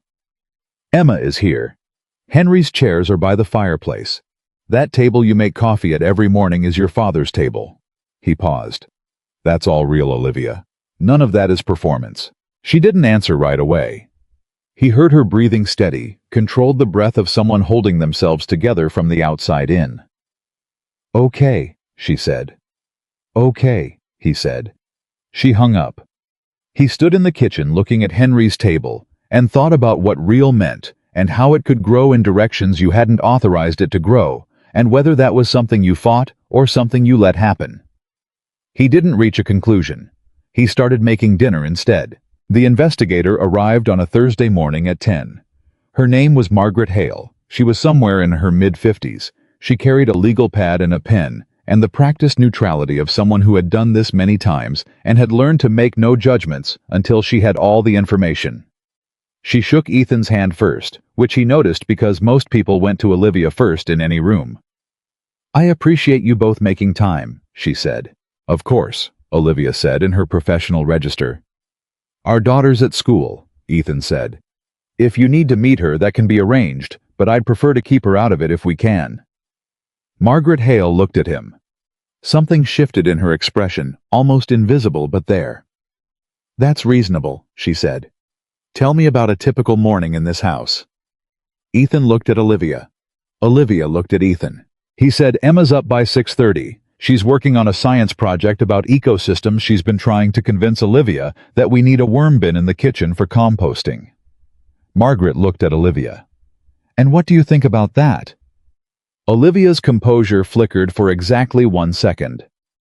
"I think," she said, "that I told her we could put it in the garage, and she negotiated me down to the back porch, so we now have a worm bin on the back porch." Margaret wrote something on her legal pad. "Whose idea was the oak table?" she asked. Olivia's eyes moved to Ethan. "Mine," he said. "It was Henry's. It was in storage. I thought it should be used." "Did you ask before moving it?" "No," he said. "I should have. We argued about it." He looked at Olivia briefly. "She let me keep it." "Why?" Margaret asked Olivia. Olivia was quiet for a moment. "Because he was right," she said. "My father loved that table. It should be used." Margaret wrote more. Then she put down her pen and looked at them both, without the legal pad, as intermediary. "I've done 47 of these assessments," she said. "I want you to know something. I'm not here to catch anyone in a lie. I'm here to determine whether Henry Bennett's intent is being honored." She paused. He was very specific in his notes. He didn't want Olivia to perform stability. He wanted her to have it. The room was very quiet, and from what I can see, Margaret picked up her pen again. "There's a worm bin on the back porch and a child trying to teach a very successful businesswoman how to make pancakes." She looked at her notes. "That doesn't feel like performance to me." Olivia made a sound that was almost not quite a laugh. Ethan looked at her. She was looking at her hands, and the set of her jaw was the particular set of someone who will not cry in front of a stranger and is working hard at that right now. He reached across the table and put his hand over hers. She turned her hand over and held his. It was automatic. It was real. It was the most honest thing that had happened in a room full of people trying to assess honesty. Margaret Hale saw it. She wrote one more thing on her legal pad, then she closed it. "I'll have my report to the estate attorney by end of week," she said. "Thank you both." When she left, Olivia let go of his hand immediately, stood up, walked to the window. He watched her back. She said without turning around, "That wasn't for her." "I know," he said. She didn't say anything else. He didn't either. But the shape of the thing between them had changed, and they both knew it, and neither of them said that out loud, because some things need to find their own time. What broke it open was something neither of them could have predicted. Emma got sick, not catastrophically a fever that climbed too fast. A Thursday night where she went from fine to shivering in under 2 hours. Ethan had seen this before, knew the particular way. Emma's body ran hot when it was fighting something, but the speed of it. This time twisted something cold in his chest. He had her temperature at 103 by 9 o'clock. How was in her room? Cool cloth on her forehead, running through the protocol of a parent who has navigated this before when Olivia appeared in the doorway. She was in her robe. She'd clearly been working. She had the focused, slightly frayed look of someone pulled out of deep concentration, and she took one look at Emma, and all of that cleared away. "How high?" she said immediately. "103. "How long?" "Maybe 3 hours total. It came up fast." Olivia crossed to the bed and put her hand on Emma's forehead, with the matter-of-fact directness of someone who is not going to stand in the doorway when a child needs something. Emma's eyes opened halfway. "Hey, little scientist," Olivia said quietly. "Hey," Emma said. Her voice was smaller than usual, and that smallness made Ethan's jaw tighten. "Does your throat hurt?" "A little." "Stomach?" "No." "Okay." Olivia looked at Ethan. "I'm going to get the children's acetaminophen from the medicine cabinet. Do you have a preference on brand?" "Whatever's there," he said. She went. She came back in 4 minutes with the medication, a fresh glass of water, and a second cool cloth that she'd apparently made colder than the first because she'd gotten ice from the kitchen. She handed Ethan the medication and sat on the edge of Emma's bed and replaced the cloth on Emma's forehead with the cold one. Emma sighed. "That's better." "Good," Olivia said. They sat with her together. Ethan on the chair he'd pulled close. Olivia on the edge of the bed, both of them in the particular suspended state of adults watching a sick child, where the whole world contracts to the sound of a small person's breathing. At some point, maybe 40 minutes in after the medication had started to do its work, and Emma's temperature had dropped to 101, and her breathing had evened out, Emma said, half asleep, "Olivia." "I'm here," Olivia said. "You didn't have to stay." "I know," Olivia said. "But you did." "Yes." Emma was quiet for a moment. Then, "Mom used to stay." The sentence landed in the room like something physical. Ethan looked at Olivia. Olivia's hand, which had been brushing Emma's hair back from her forehead, went very still. "I know," Olivia said softly. She sounded like someone who would. "She was the best at staying," Emma said, mostly asleep now. "You're pretty good at it, too." Olivia sat completely still. Ethan watched her face in the dim light of Emma's room, watched the composure that she wore like a second skin do something it almost never did. It cracked. Not dramatically, not with tears or sound. Just something in the architecture of her expression shifted, broke slightly, showed what was underneath, which was a woman who had been lonely for a very long time and had just been told by an 8-year-old with a fever that she was good at staying. Ethan didn't say anything. There was nothing to say. He reached out and put his hand on Olivia's shoulder briefly, the way you touch someone when words don't reach. She didn't pull away. She sat with it for a moment, and then she put her hand over his, the same thing she'd done at the table with Margaret Hale, automatic reel. They stayed until Emma was fully asleep. Then they went downstairs, both of them quiet, and Olivia made tea because her hands needed something to do, and Ethan sat at Henry's table and let her. She brought 2 cups, sat down across from him. "She's going to be fine," he said. "I know," Olivia said. "Children get fevers. It's—" She wrapped both hands around her mug. "I know she's going to be fine." "Then what is it?" She looked at him. The professional armor was completely down. It happened, he'd noticed, in moments of crisis or late nights when she was too tired to maintain it. What he saw without it was not weakness. It was something closer to the person she actually was. "I was 10 years old when my mother got sick," she said. "I don't talk about that. I've spent 24 years not talking about it." She looked down at her tea. "But my father used to sit on the edge of my bed when I had a fever. He'd stay until I was asleep.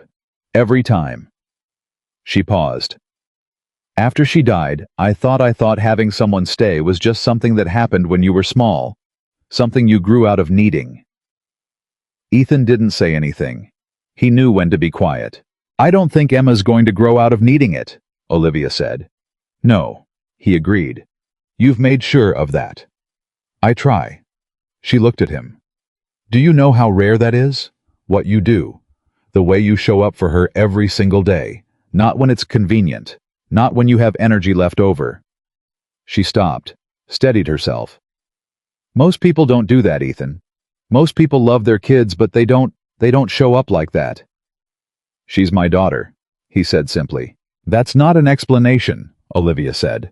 Plenty of people have daughters. Not all of them make her feel like the most important thing in the room just by walking in. He looked at his tea. My father taught me something, he said after a moment. Not in words, he wasn't big on words, but he used to fix things around the house even when he was exhausted, even when it would have been easier to let something stay broken. And I asked him once why he bothered when nobody was making him. He said, Ethan paused. He said, because somebody built this. Somebody cared enough to build it. It deserves someone who cares enough to keep it. Olivia was very still. Emma's my house, he said. The silence that followed was one of the better silences he'd sat in. Not empty, full of something neither of them had named yet. Then Olivia said, Your father sounds like Henry. Your father sounds like mine, Ethan said. She smiled small, real the smile she couldn't control. We're a couple of people raised by good men. Yeah, he said. We are. They sat with that for a while. The tea went cold. Neither of them moved to reheat it. It was almost midnight when Olivia said, Can I ask you something? Yeah. If Emma hadn't needed this surgery, if there was no financial reason. She met his eyes. Would you have said yes to any of this? He held her gaze. The honest answer was complicated. The honest answer involved a lot of things, his sense of himself, the way he'd closed off after Sarah, the careful distance he maintained between himself and anything that could hurt him. But the true answer was simpler. I don't know, he said. I'd like to say no. I'd like to say I was smarter than that. He paused. But I think your father saw something I wasn't ready to see about myself. And I think if he hadn't set up the conditions, I would have finished that job, said goodbye, and spent the next year thinking about the woman who surprised me in the east hallway and wondering what might have happened. Olivia looked at him for a long time. My father, she said slowly, was the most infuriating, manipulative, completely loving person I've ever known. Yeah, Ethan said. I know. I miss him every single day. I know that too. She stood up, picked up both cups, took them to the sink. He watched her rinse them with the automatic efficiency of someone who needs a task, and the particular care of someone who has just let something out that she hasn't let out in a long time. She turned back around. Good night, Ethan, she said. Good night, Olivia. She started toward the stairs, stopped. For what it's worth, she said without turning around. I think you would have come back. He looked at her back. What makes you say that? Because you came into this house to fix it, she said. And you don't leave things unfinished. She went upstairs. He sat at Henry's table in the quiet of the house. He thought about that. Then he got up, checked on Emma one more time, still sleeping temperature, down color, better the specific piece of a child whose body has decided to cooperate, pulled her blanket up, turned off the lamp, stood in the dark of her room for a moment. He thought about what she'd said to Olivia. You're pretty good at staying. He thought about what Olivia had said to him. You don't leave things unfinished. He went to bed. He did not sleep for a long time. He lay in the dark and counted the things that were real in this house. Emma's laugh, Henry's table, the chairs by the fireplace, the worm bin on the back porch that Olivia had agreed to, not because she wanted it, but because an 8-year-old had made a compelling ecological argument, and she was constitutionally unable to dismiss a well-reasoned case. He counted all of it, and he thought, at what point does a thing that started as a contract become something you're responsible for? At what point do you stop performing care and start just caring? He thought he knew the answer. He was fairly certain he'd known it for weeks. The next morning, Emma was fine. Temperature, normal, appetite, restored opinion on everything, as sharp as ever. By 8 o'clock, she was at the kitchen table eating toast and explaining to Olivia the difference between a saprophyte and a parasite with the enthusiasm of someone who has been waiting for an opportunity to raise this specific topic. Olivia was listening, not performing, listening. Actually listening, leaning forward slightly, asking follow-up questions that were genuinely curious rather than politely prompting. Ethan made eggs. He hummed while he did it. He didn't notice he was doing it. But across the kitchen over Emma's head, Olivia looked up and noticed. and something in her face went quiet and open and completely unguarded. He turned around before he could see her look away. They had 23 days until the board's deadline. 23 days until the estate attorney made his determination. 23 days until the contract either achieved its purpose or failed. That afternoon, Fitch called Olivia. Ethan was in the garage doing an inventory of his tools when he heard her voice change 2 rooms away. He didn't move closer. He had the ethics of a man who does not listen at walls or tries not to. But the house was old, and the walls were honest, and Olivia's voice carried when she was angry. She was angry now. "That is absolutely not within the scope of your authority," she said. He heard the silence of the other end of the line. Then, "If you file that motion, Daryl, I will spend every resource I have making sure you regret it." Another silence. "I am not threatening you. I am telling you exactly what will happen, because I have always given you the courtesy of being direct." Her voice was cold and clean and furious. "Don't test me on this." She ended the call. Ethan waited 30 seconds. Then he walked into the kitchen. Olivia was standing at the island. Her phone was face down on the counter. Her hand was pressed flat against the surface, and she was breathing with the controlled deliberateness of someone managing their blood pressure through will alone. "What did he do?" Ethan said. She looked up. "He found someone.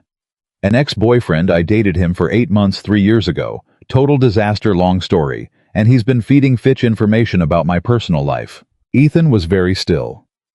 "What kind of information?" "The kind that it's nothing illegal, nothing like that. Just..." She shook her head. "Private things. Things I told him because I trusted him. About how I felt about being alone. About..." She stopped. Her jaw tightened. "About being afraid that nobody would ever want me for who I actually was." The silence was very loud. "Fitch is going to use it to argue that this marriage is compensatory," she said. "That I entered it out of desperation rather than genuine." She stopped again. Ethan looked at her. "Olivia," he said. "Don't," she said. "Don't say something kind right now. I can't." "I'm not going to say something kind," he said. "I'm going to say something true." He waited until she looked at him. "You are not desperate, and you are not someone who needs to be afraid of whether people will want you. Whatever you told that man, whatever vulnerability he's turning into a weapon, it was real, and it was brave, and he's the lesser person for using it." Her chin came up. "I know that," she said. "I know you know it," he said. "I'm just saying it out loud, because sometimes things need to be said out loud." She looked at him for a long moment. The anger was still there. She was not a woman who lost her anger quickly, but something underneath it shifted. "He's going to make this ugly," she said. "Let him," Ethan said. "Ugly doesn't change what's true." "You don't know Fitch." "I know enough," Ethan said. "I've met Fitch in a dozen different forms. Men who have power and are afraid of losing it, and will do whatever the situation allows to protect it." He paused. "They can make a lot of noise. They can't change what's real." "And what's real?" she asked. Her voice was quieter now. Not soft.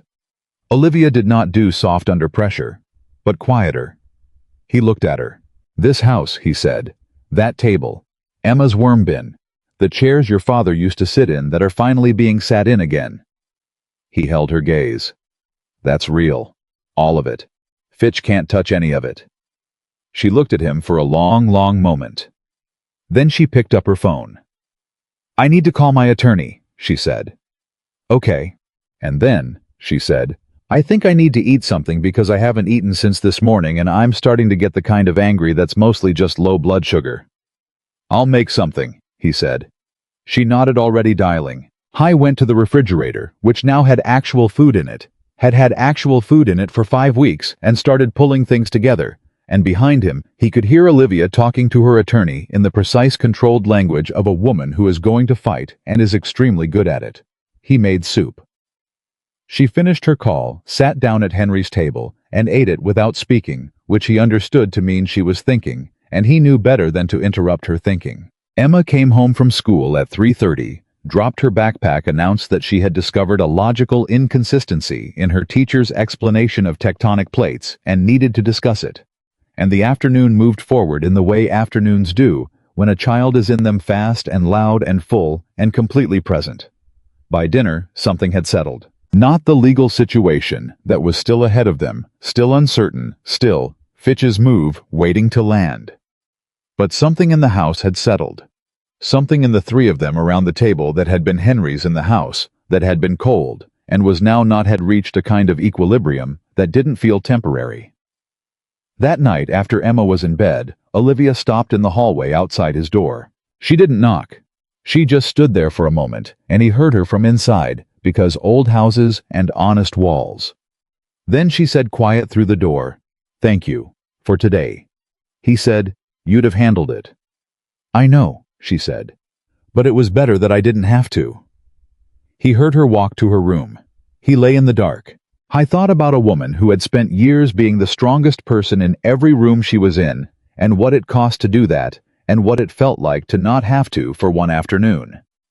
He thought about his father, who fixed things because someone built them and they deserved to be kept. He thought about Emma, who could tell he was less sad because he was humming again. He thought about Henry Bennett, who had sat in that study in gold afternoon light and said sometimes things work out in ways that aren't what they look like at first. He thought, "Old man, you knew exactly what you were doing." He closed his eyes. For the first time in a long time, he fell asleep without having to work at it. The attorney's report landed on a Monday. Ethan was in the garage when Olivia called his name. Not shouted. Olivia didn't shout, but there was something in her voice that brought him in fast. He found her standing at the kitchen island, with her phone face up on the counter and her hand pressed flat beside it, and he knew before she said a word that it had gone the wrong way. Margaret Hale's report was favorable, she said. The estate attorney accepted it. He waited, because there was clearly a but. Fitch filed a counter-motion this morning. He's requesting a formal hearing before the full board. He wants to present his evidence, the information from Marcus, and let the board vote on whether the conditions of the will have been met. She looked up. My attorney says we can fight the motion on procedural grounds, but it'll take 6 to 8 weeks, and it's not a guaranteed win. Or we can show up. Show up, Ethan said immediately. She looked at him. You understand what that means? Fitch is going to put everything he has on the table. He's going to use what Marcus told him. He's going to try to humiliate you in front of 7 board members and 2 attorneys and make this marriage look like exactly what it started as. Let him try, Ethan said. Ethan, Olivia. He held her gaze. I have sat in rooms with people who thought less of me than Fitch does, and I have never once let someone else's opinion of me become my opinion of myself. That's not going to change because the room is more expensive. He paused. When is the hearing? She swallowed. 2 weeks. Okay, he said. Then we have 2 weeks. She looked at him for a long moment. You're not afraid of him at all, she said. It wasn't quite a question. I'm afraid of plenty of things, he said. Daryl Fitch isn't one of them. She nodded slowly. Picked up her phone, put it back down, picked it up again. Marcus called me this morning too, she said quietly. Before I knew about the motion, he said he was sorry, that Fitch approached him and he didn't realize how the information would be used. Ethan was careful. Do you believe him? She was quiet for a moment. I believe that he's sorry it happened. I don't believe he didn't know what Fitch was going to do with it. She set her phone down with a small final click. It doesn't matter. What's done is done. What did you say to him? She looked up. The composure was fully in place, professional and impenetrable, but underneath it, he could see the particular strain of a woman who had trusted someone and been used for it. I told him that the most disappointing thing about people isn't when they do something cruel, she said. It's when they do something cowardly and then call it a mistake. She paused. Then I hung up. He looked at her. That was exactly right, he said. Something in her face shifted slightly. Yeah, she said. I know. Emma came home from school that afternoon and immediately identified the atmosphere in the house with the accuracy she always brought to these assessments. She dropped her backpack, looked at Olivia, looked at Ethan and said, "What happened?" "Adult things," Ethan said.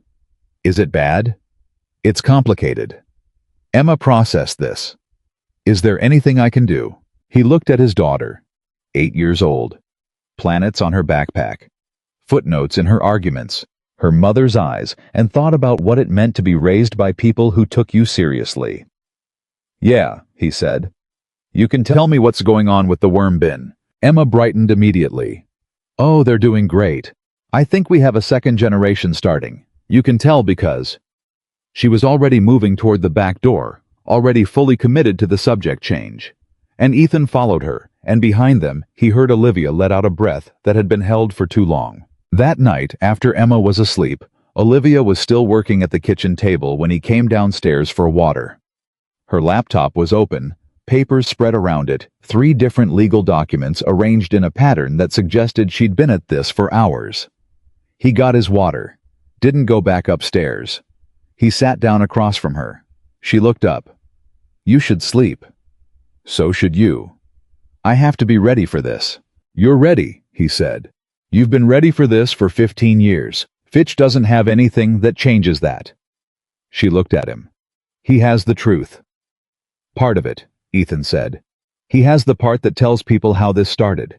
He doesn't have what it looks like now. That's our part." She held his gaze. "And what does it look like now?" He looked at the table between them.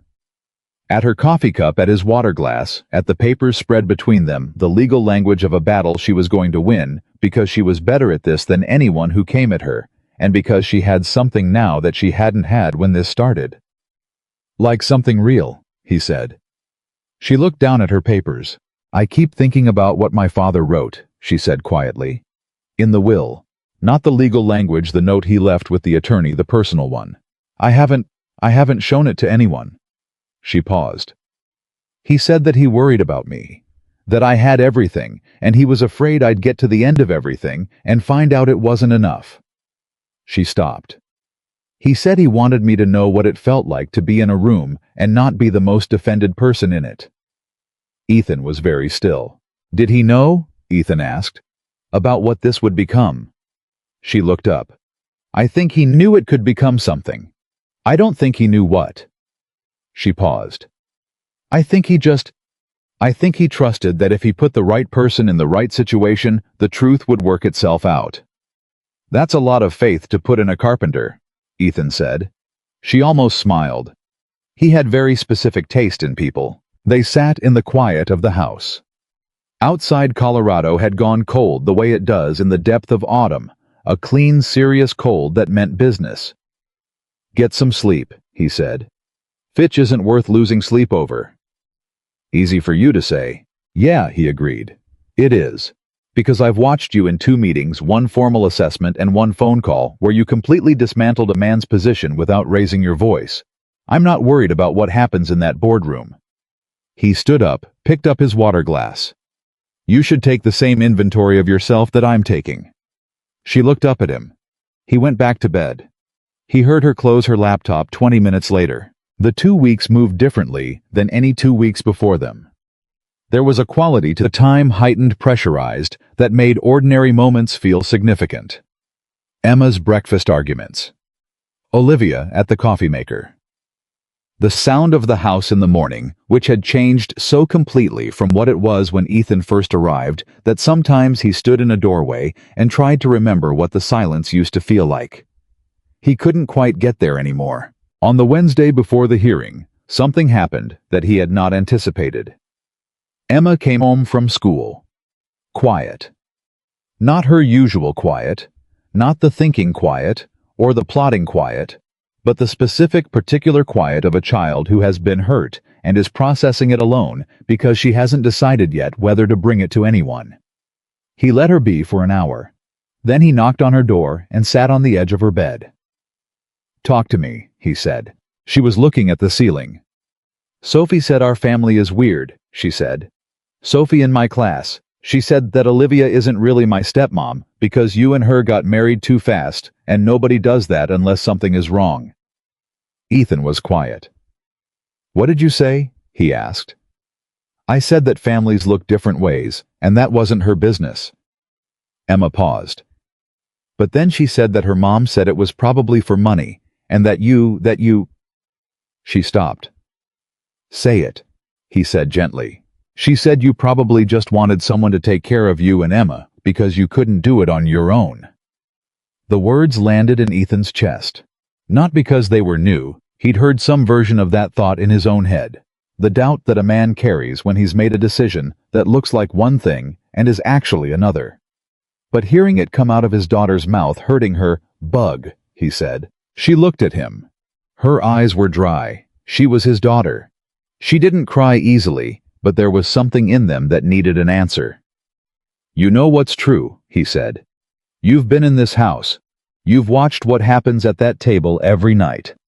Nobody can look at what's real from the outside and tell you it isn't real. That's not how real works. But how do you know when something is real? She asked. If it started as something else. He looked at his daughter, 8 years old. I thought about what to say. He thought about Sarah, who always found the right words because she thought about people more than she thought about herself. He tried to find the version of the truth that an 8-year-old could carry. Sometimes things start one way and become another, he said. That's not fake. That's growth. A seed isn't a tree, but if you asked the tree where it came from, it would tell you about the seed, and it wouldn't be embarrassed about it. He paused. The only question that matters is what it is right now, not what it started as. Emma was quiet for a moment. Is Olivia real? She asked. To you. He looked at her. The honest answer was yes, and had been for longer than he'd admitted to himself. Yes, he said. She's real. Emma nodded slowly. Then, she cried a little last night. When she thought I was asleep. I heard her through the wall. His chest tightened. You sure? I know what crying sounds like, Dad. I've done it. Emma looked at the ceiling again. She tries really hard not to need anything. It's exhausting to watch. He thought, yes, it is. I'll talk to her, he said. Okay, Emma said. Then transitioning with the speed that only children manage. Can we make chili for dinner, the kind with cornbread? Yeah, he said. We can do that. He found Olivia in her office. Not working, she was sitting in her chair with a file folder open on her desk, but she was looking at the window and her eyes were somewhere else entirely. He knocked on the open door. She looked up. The composure snapped into place automatically, reflexively. He could see the exact moment it happened. Emma's requesting chili with cornbread, he said. That sounds like Emma, Olivia said. He came in, sat in the chair across from her desk. The same configuration as that first conversation with Henry. Different people, same geography, the house holding its patterns. She told me she heard you last night, he said. Olivia's face did something complex in the space of about 1 second, and then resolved back into control. She's got good ears, Olivia said. She does. He paused. You want to tell me what's going on? I'm preparing for a board hearing that could determine whether I keep my father's company, she said. I think that covers it. That's the professional answer, he said. What's the real one? She looked at him. The office was quiet. Outside the cold had deepened, and the light was going early the way it does in Colorado in late October, gold dropping out of the sky by 4 in the afternoon. I'm scared, she said. Flat. Simple. Like a woman confessing something she'd been arguing herself out of for days. Of losing the company, he asked. She stopped. Looked at the window. Looked back. Of what happens after the hearing. Whatever the outcome. Because either we win and the contract is fulfilled, and we... She stopped again. He waited. Or we lose, she said. And it's also another stop. He said quietly. Either way, the 6 months ends. She looked at him. Yes, she said. He held her gaze. Olivia. Don't, she said. Her voice was careful. We had an arrangement. I knew what it was. I knew how long. That's not what I was going to say, he said. She went quiet. He leaned forward, forearms on his knees. I was going to say that I stopped thinking of it as an arrangement somewhere around the third week. I don't know the exact day. I wish I could give you a date because I think you'd find it useful. But I can't. He paused. What I can tell you is that when Emma came home quiet today because a kid at school said something about our family, the thing I felt wasn't protective of the contract.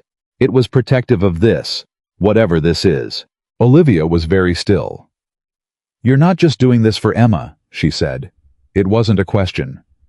No, he said. Not for a while now. The silence between them had weight. Good weight, the weight of something that has been real for longer than either party acknowledged, finally being said out loud. I don't know how to do this, she said. Whatever this is becoming. I've built everything I have by being completely self-sufficient, needing people. She shook her head slightly. It's never worked out. I know, he said. I've watched you keep everyone at exactly the right distance, far enough that they can't hurt you, close enough that you don't feel completely alone. Her chin came up. That's true, he said. She held his gaze. Then slowly her chin came back down. Yeah, she said quietly. It's true. He said, I'm not going to promise you things I can't promise. I'm not good at performance. You know that. He paused. But I can tell you that I'm not going anywhere because a contract expired. That's not who I am. She looked at him for a long, long time. Then she stood up, closed the file on her desk. Chili with cornbread, she said. Cornbread from scratch, he said. Emma specified. Of course she did. She came around the desk, stopped beside his chair. Ethan? He looked up. She put her hand on his shoulder, briefly, warm, real. Thank you, she said, for saying it. Then she walked out toward the kitchen. He sat in the chair for a moment. Then he followed her. The board hearing was on a Friday morning. The conference room was at the top of Bennett Interior's headquarters glass on 3 sides, the kind of view that announces power before anyone in the room has said a word. 7 board members arranged around an oval table, 2 attorneys, a court reporter, and Darrell Fitch, who had positioned himself at the far end of the table with the ease of a man who believes the room belongs to him. Ethan and Olivia came in together. He held the door. She walked through it with her spine straight and her face composed, and her eyes doing that thing they did when she was about to go to war, sharpening, focusing, going very still at the center. He sat beside her. Fitch began. How was good? Ethan gave him that. He was measured, precise, building his argument with the patience of someone who has done this before. He presented the timeline, the speed of the marriage, the convenient financial circumstances, the fact that Ethan was a workman employed by the estate. He presented Marcus's account, carefully edited, selectively quoted, stripped of context. He presented it all with the authority of a man who believed he was winning. How was building to something? Ethan could feel it. Then Fitch set down his papers, looked directly at Ethan. Mr. Cole, he said, I want to give you the opportunity to be honest with this board. You entered this arrangement for financial reasons. That's not a moral judgment, that's simply what the facts indicate. A man in your position with a daughter who has medical needs facing the financial situation you were in. He spread his hands. Any reasonable person understands the calculation, but understanding it doesn't make it comply with the terms of Henry Bennett's will. Ethan looked at him. The room was completely quiet. He said, Are you done? Fitch blinked. I'm asking you to. I heard what you asked, Ethan said. I'm asking if you're done, so I know I have the floor. A pause. Fitch gestured. Ethan leaned forward slightly. You're right about how it started, he said. I'm not going to sit here and tell you the circumstances were different than they were. Emma needed surgery. Olivia needed someone. I needed the money. Those are the facts. He paused. But here's something I've learned doing restoration work for 19 years. The history of a thing doesn't determine its value. What matters is what it is right now. He looked around the table, not performing, just looking at 7 people he needed to reach. Henry Bennett was a man who understood that, he said. He sat across from me in his study, and he told me that somebody always covers up the original, the good stuff. He wasn't talking about floors. He paused. He was talking about his daughter. He was talking about what happens when a person spends enough years being strong for everyone around them that they forget they're allowed to need something too. The room was very still. Fitch said, "This is touching, but the legal question is..." "The legal question," Richard Chen said from his seat in a tone that closed doors, "is whether Henry's conditions have been met. And I'd like to let the man finish." Fitch looked at Chen. Chen did not look back. Ethan continued, "In that house right now, there is a child who made a worm bin for the back porch because she convinced Olivia that composting was an ecological responsibility, and Olivia could not argue with the data." A pause. "There is a table that Henry sat at his whole life that finally has people sitting at it every night. There are chairs by a fireplace that used to sit in storage and are now worn in from being used." He looked at Fitch. "You want to know if this is real. That's the real question. Not the timeline, not the money, not what Marcus told you over whatever conversation you paid him for." He held Fitch's gaze. "Come to the house. Sit at the table. Watch what happens at dinner. And then tell me what you see." Silence. Complete, total silence. Fitch opened his mouth. Then board member Patricia Reeves, 61, the longest-serving member, the one who had worked directly under Henry for 9 years, said, "I've seen enough." Fitch turned. "Patricia, the motion requires a full..." "Henry trusted her," Patricia said. "He trusted her enough to build this whole arrangement. He trusted that she would find her way to what mattered." She looked at Olivia. "Did you?" Olivia held her gaze. She said yes. Patricia looked at Ethan. "You love her," she said, "not a question." The word landed in the room with the weight of something that has been true for longer than it's been spoken. He said, "Yes." Olivia went completely still beside him. Patricia looked at Fitch. "Motion denied," she said. "All in favor of confirming that the conditions of Henry Bennett's will have been met, say aye." 5 ayes, 1 abstention. One person who voted no and didn't look at anyone when they did it. It was over in under a minute. Fitch gathered his papers with the precise contained movements of a man who has lost and intends to be seen losing with dignity. He looked at Ethan once more before he left. Not with contempt this time. With something closer to a question that he'd decided not to ask. Then he walked out. The room breathed again. Olivia was looking at her hands flat on the table. He watched the composure do its usual work, reordering her face, and then, and this was new, this had not happened before, watched her let it go. Not collapse, just let it down, gently, like setting something heavy on the ground. She turned to look at him. "You said it," she said quietly. "Yeah," he said. "You didn't have to." "I know." He held her gaze. "It was true. I said what was true." She looked at him for a moment. Then, in the middle of the boardroom, surrounded by board members and attorneys, and the court reporter, who was professionally pretending not to be riveted, Olivia Bennett reached over and took his hand. She held it. Not for appearances. Not for Patricia, or the eyes, or the resolution. Just held it. He held back. They walked out of the building into the cold Colorado afternoon, and she didn't let go on the way out, which he noticed and didn't mention, because some things don't need commentary.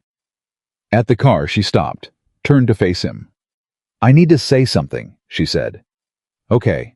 I'm not good at this," she said. "At needing people, at letting them in. I've had 34 years of practice at not doing it, and I'm going to be bad at it sometimes. I'm going to default to the armor. I'm going to work too much and hold too much, and there will be days where you'll say something true, and I'll push back because I'm not ready to hear it yet." He looked at her. "I know," he said. "You should know what you're agreeing to," she said. "Olivia," he said. "I restore broken things for a living. I'm not afraid of a long project." Something crossed her face, startled, almost offended, then suddenly completely helpless with something that came out as a laugh. A real one. The kind that took her by surprise. He smiled. "That was either very romantic or very insulting," she said. "Depends on how you look at it," he said. She shook her head. But she was still smiling, and she was still close. And the cold was doing what Colorado cold does, pressing two people together because standing apart is less efficient. "Ethan," she said. "Yeah." "Take me home," she said. He looked at her. He thought about a house that had been silent when he arrived. A refrigerator with one yogurt and something in a jar. Chairs sitting in storage. A table nobody was using. He thought about what it looked like now. "Yeah," he said. He opened the car door. They went home. Emma knew before either of them said a word. That was the thing about Emma. She had never needed words to understand what was happening in a room. She'd inherited it from Sarah, who used to say that most people communicate loudest when they think they're being quiet. Ethan had always believed that. He just hadn't expected his 8-year-old to weaponize it so effectively. They came through the front door that Friday afternoon. Ethan and Olivia still carrying the particular atmosphere of the boardroom, the residue of something decided and something else just beginning. And Emma was at Henry's table with her homework spread out and her pencil in her hand, and she looked up and she saw them, and she put the pencil down. She looked at Ethan, she looked at Olivia. She looked at their hands, which were no longer holding, but which had the specific proximity of hands that had been holding recently. Then she looked back at her homework and said very casually, "So Fitch lost." Olivia made a sound that was almost a laugh. "How did you know his name?" "Dad talks in his sleep sometimes," Emma said, which was not entirely true, and Ethan knew it, but he also knew that arguing with Emma about sourcing was a battle with a poor return on investment. "We won," Olivia said. She sat down across from Emma with the ease of someone who has over the course of several weeks learned to sit at this table the way it was meant to be sat at fully without her phone in her hand. "The board confirmed the conditions. The company stays." Emma nodded. She was quiet for a moment, which meant she was processing something that required care. "Is that the only thing that got decided today?" she asked. Ethan sat down.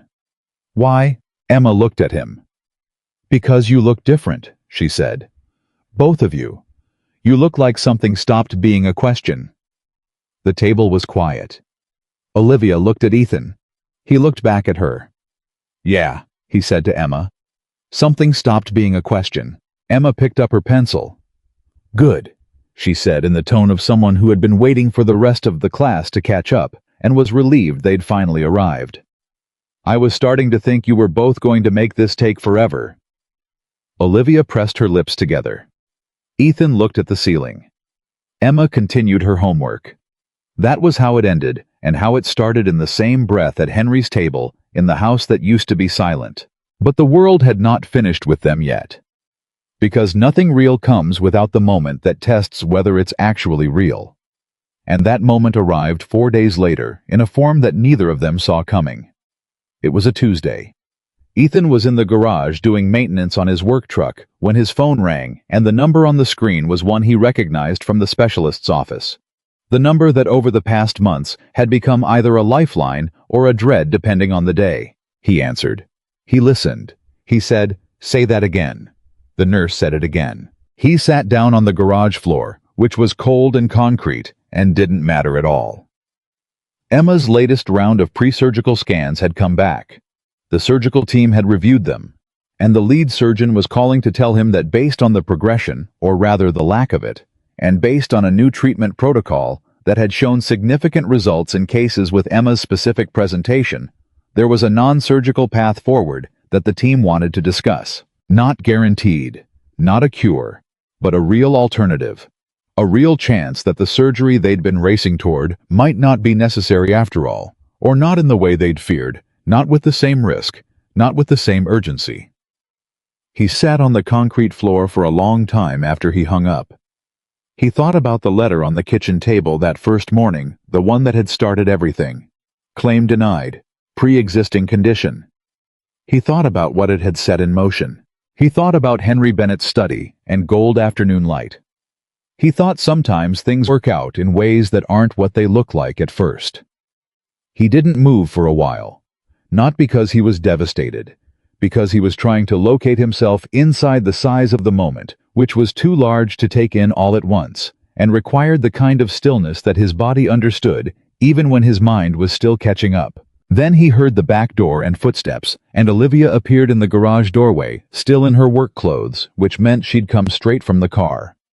She looked at him on the floor. "What happened?" she said.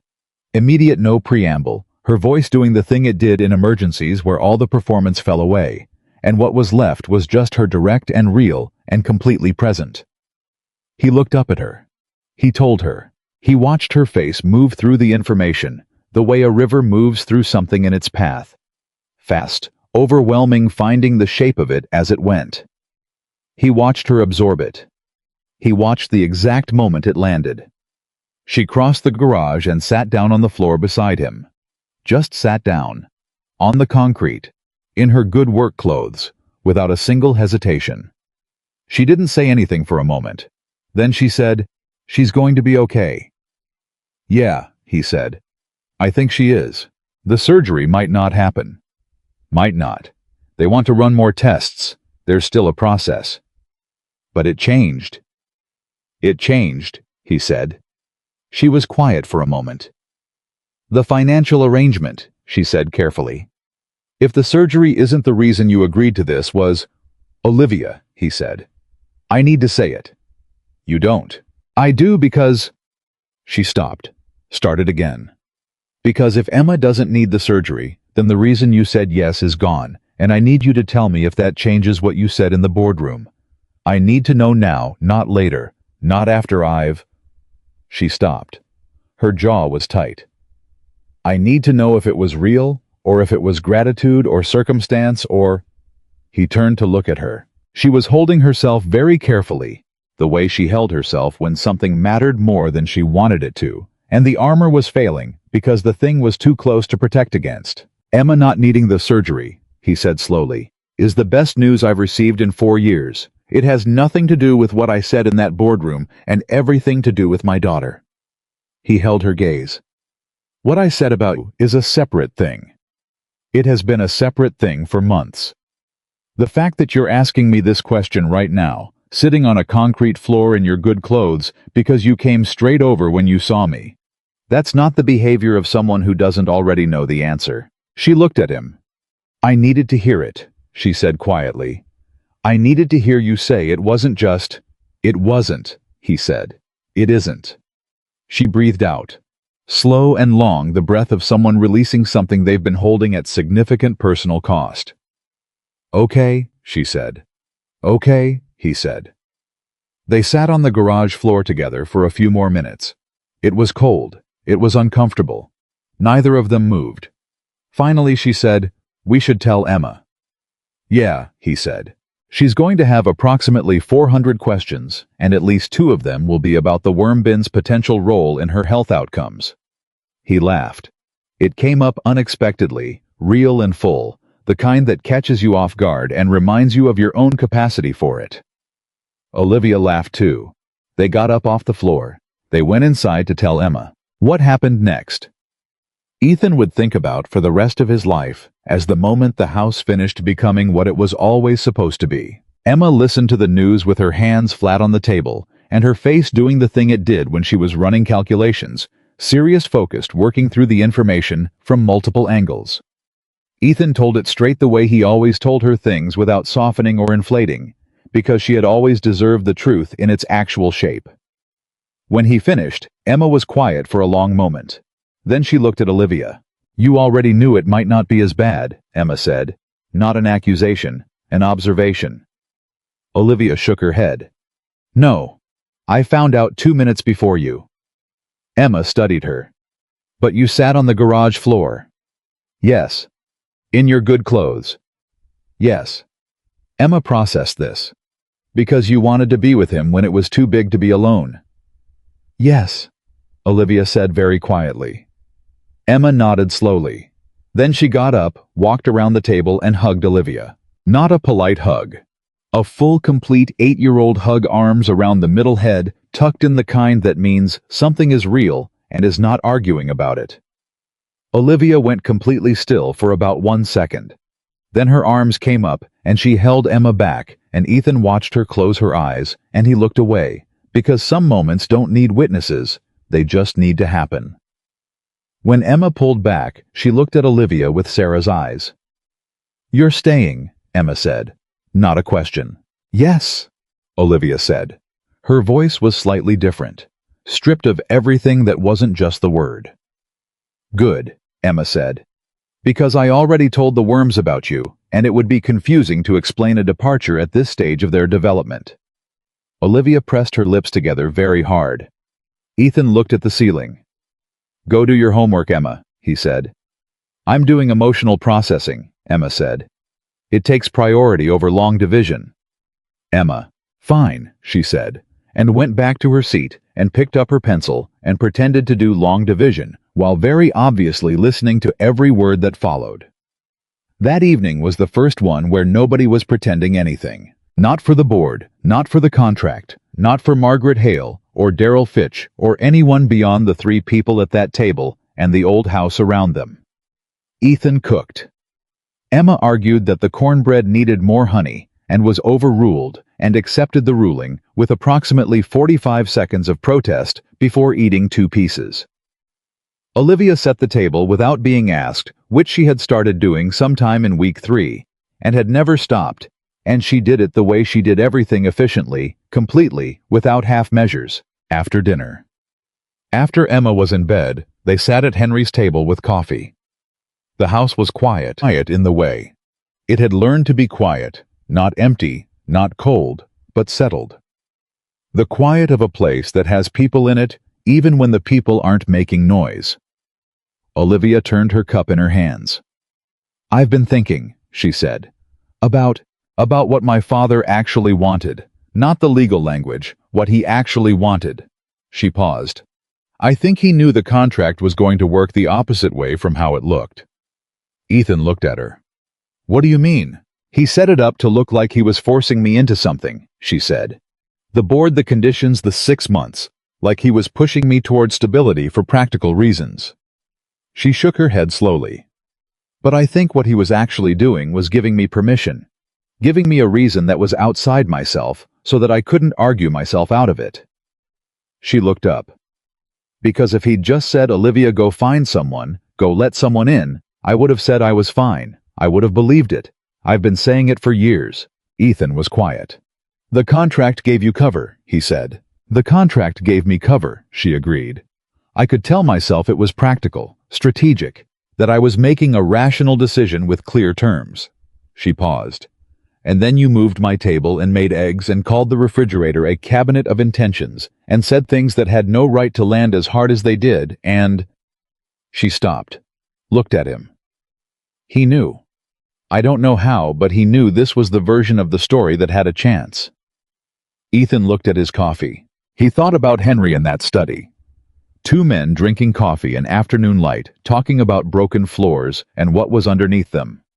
He thought about what the old man had said, and what he'd meant, and how much he'd known, and how deliberately he'd built this, the whole thing, the whole careful architecture of it, so that his daughter would end up sitting at his table in her own house with someone who would look at her and see a person. "How was the smartest man I met in a short time," Ethan said. "He was," Olivia said. Something moved across her face. "I miss him every day." "I know. I didn't tell him enough." Her voice was steady, but close to something. "That I knew how much he loved me. That it wasn't that the will wasn't I know he did it because he loved me. I just wish I'd said that to him before." "He knew," Ethan said. She looked at him. "Fathers know," he said simply. "You don't have to say every true thing out loud for it to be received. He watched you build that company from the beginning. He saw what you did with everything he gave you. He knew." He paused. "And he trusted you enough to set this whole thing in motion. That's not what a man does if he's not sure of the person he's doing it for." Olivia was quiet for a long moment. Then she said, "You're good at this." "At what?" "At saying the thing that reaches the place nothing else does." She looked at him with the particular look she'd developed over these months, direct, undefended, the real version of her face. "Sarah taught you that?" "She tried to," he said. "I was a slow learner." "You seem like a fast learner to me." "I had good material to work with," he said. She smiled. Real, unhurried, the smile that had taken weeks to appear, and now appeared regularly and always did the same thing to him, made him understand why people wrote songs about things like that. They sat together in the quiet of Henry's house, and the clock moved, and neither of them was in a hurry. Then Olivia said, "I want to ask you something." "Okay. The contract is fulfilled. The hearing is done. The board confirmed everything." She held his gaze. "What do you actually want going forward from this?" He looked at her. The honest answer was not complicated. It had not been complicated for some time. He had been making it complicated because he was a man who had learned to be careful with the things he wanted, who had learned that wanting things specifically was a vulnerability, and that it was safer to want things in general for Emma to be healthy for the work, to be good for the day, to end without loss. But Olivia was asking him directly, and she was someone who could handle a direct answer. That was one of the things he had come to understand about her, that beneath all the armor, she was someone who had always preferred the truth to the comfortable version of it. She just hadn't always trusted people enough to ask for it. He said, "I want what's already here. I want the table and the eggs in the morning, and Emma negotiating with us about the worm bin. I want you arguing with me about moving furniture and being right half the time and wrong half the time and neither of us keeping score." He paused. "I want to stop pretending there's a version of my life that doesn't have you in it, because I've been living with that version for 38 years, and this one is considerably better." Olivia held his gaze. She said, "That's the most practical romantic statement I've ever heard." "I'm a practical person." "You're really not," she said. "You're someone who moved a dead man's table because it should be used and planted things in a garden because houses need living things, and sat on a concrete floor with me because I didn't know how to ask you to." She shook her head slightly. "That's not practical. That's something else." "What?" "The kind of thing," she said quietly, "that I stopped believing existed." He looked at her across Henry's table. He said, "It exists." She said, "I know. I'm looking at it." There was a moment then, one of those moments that doesn't announce itself, that arrives without a soundtrack or a sign, where the weight of everything they'd been circling for months simply settled. Not with drama. With the particular relief of something that has found its place and stopped moving. He reached across the table, and she reached back, and their hands met in the middle of Henry's table in Henry's house, in the life that Henry had quietly, carefully, lovingly arranged for his daughter to find her way into. Neither of them said anything. They didn't need to. The weeks that followed were not without difficulty, because real things rarely are. Olivia had spent enough years building walls that she occasionally retreated behind one without noticing, and then noticed, and had to find her way back out. Ethan had spent enough years managing alone that he sometimes forgot to ask for help when he needed it, which was a habit Olivia identified with the precision of someone who recognized her own patterns in someone else's. They argued. Twice seriously, several times less so, once about something so minor that Emma mediated, and both adults were too embarrassed by the mediator's age to let it continue past 10 minutes. But they came back. Every time. To the table, to the coffee in the morning, to the particular rhythm that the three of them had built without blueprints, which was how the best things were built, Ethan thought. Not designed. Grown. Emma's follow-up appointments confirmed what the first call had suggested. The new treatment protocol was working.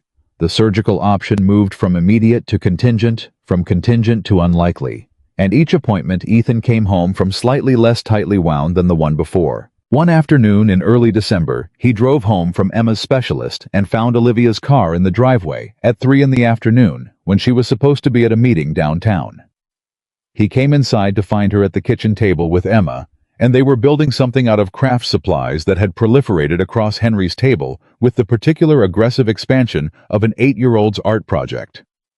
He stood in the doorway. Olivia was wearing the sweater she wore on weekends, the gray one, hair loose, completely focused on whatever Emma was instructing her to build. "No, the green one," Emma was saying. "It has to be the green one for the leaves." "This is green," Olivia said. "That's teal, very different. They are essentially the same color." "Dad," Emma said without looking up, "is teal the same as green?" "Don't bring me into this," Ethan said. Emma pointed.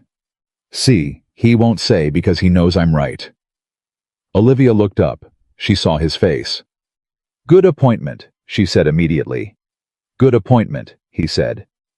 Something in her shoulders went down.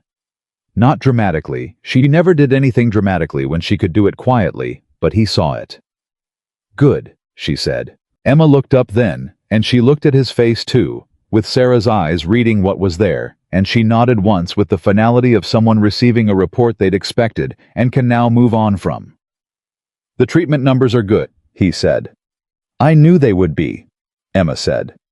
Then immediately, can you hand me the green, the actual green? He sat down at the table. He handed her the green. He looked at this table. Henry's table, his table, their table, at the craft supplies, and the coffee cups, and the afternoon light, and the gray sweater, and the planet stickers on Emma's folder, and the worm bin on the back porch, doing whatever worm bins do in December, which Emma had assured him they were perfectly equipped for. He looked at all of it. He thought about a letter on a kitchen table 4 months ago. Claim denied. I thought about the specific algebra of grief and circumstance, and the things a father does for a child, and what those things cost, and what they produce. He thought about a woman in a doorway with a coffee cup. A woman who was performing confidence so well, she'd almost convinced herself who had looked at a man on his knees in her father's hallway and said something she meant as a joke.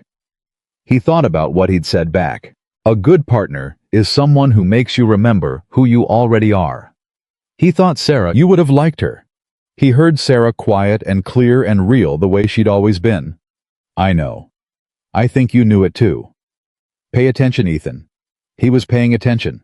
That evening after Emma was in bed, and the craft supplies had been cleared, and the house had settled into its version of quiet. Olivia sat beside him on the sofa, not across the table beside him, which had become how they ended evenings, close and comfortable, and without ceremony. She leaned her head on his shoulder. He put his arm around her. Neither of them said anything for a while. Then she said, My father would have liked this. Yeah, Ethan said. He set it up. She laughed, softly into his shoulder. He absolutely set it up.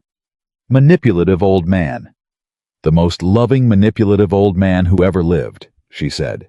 And her voice did the thing it did when she talked about Henry fond and grieving and grateful all at once, which was exactly the right combination. They sat together in the house that Henry built, and the life that was becoming what it was, not what the contract said, not what circumstances required, but what they had actually made. The three of them one morning, and one dinner, and one argument, and one honest conversation at a time. Ethan thought about what he'd told Emma in her room that night, when she'd asked about real things that started as something else. He thought about seeds and trees, and how one is not the other, but you cannot have the second without the first.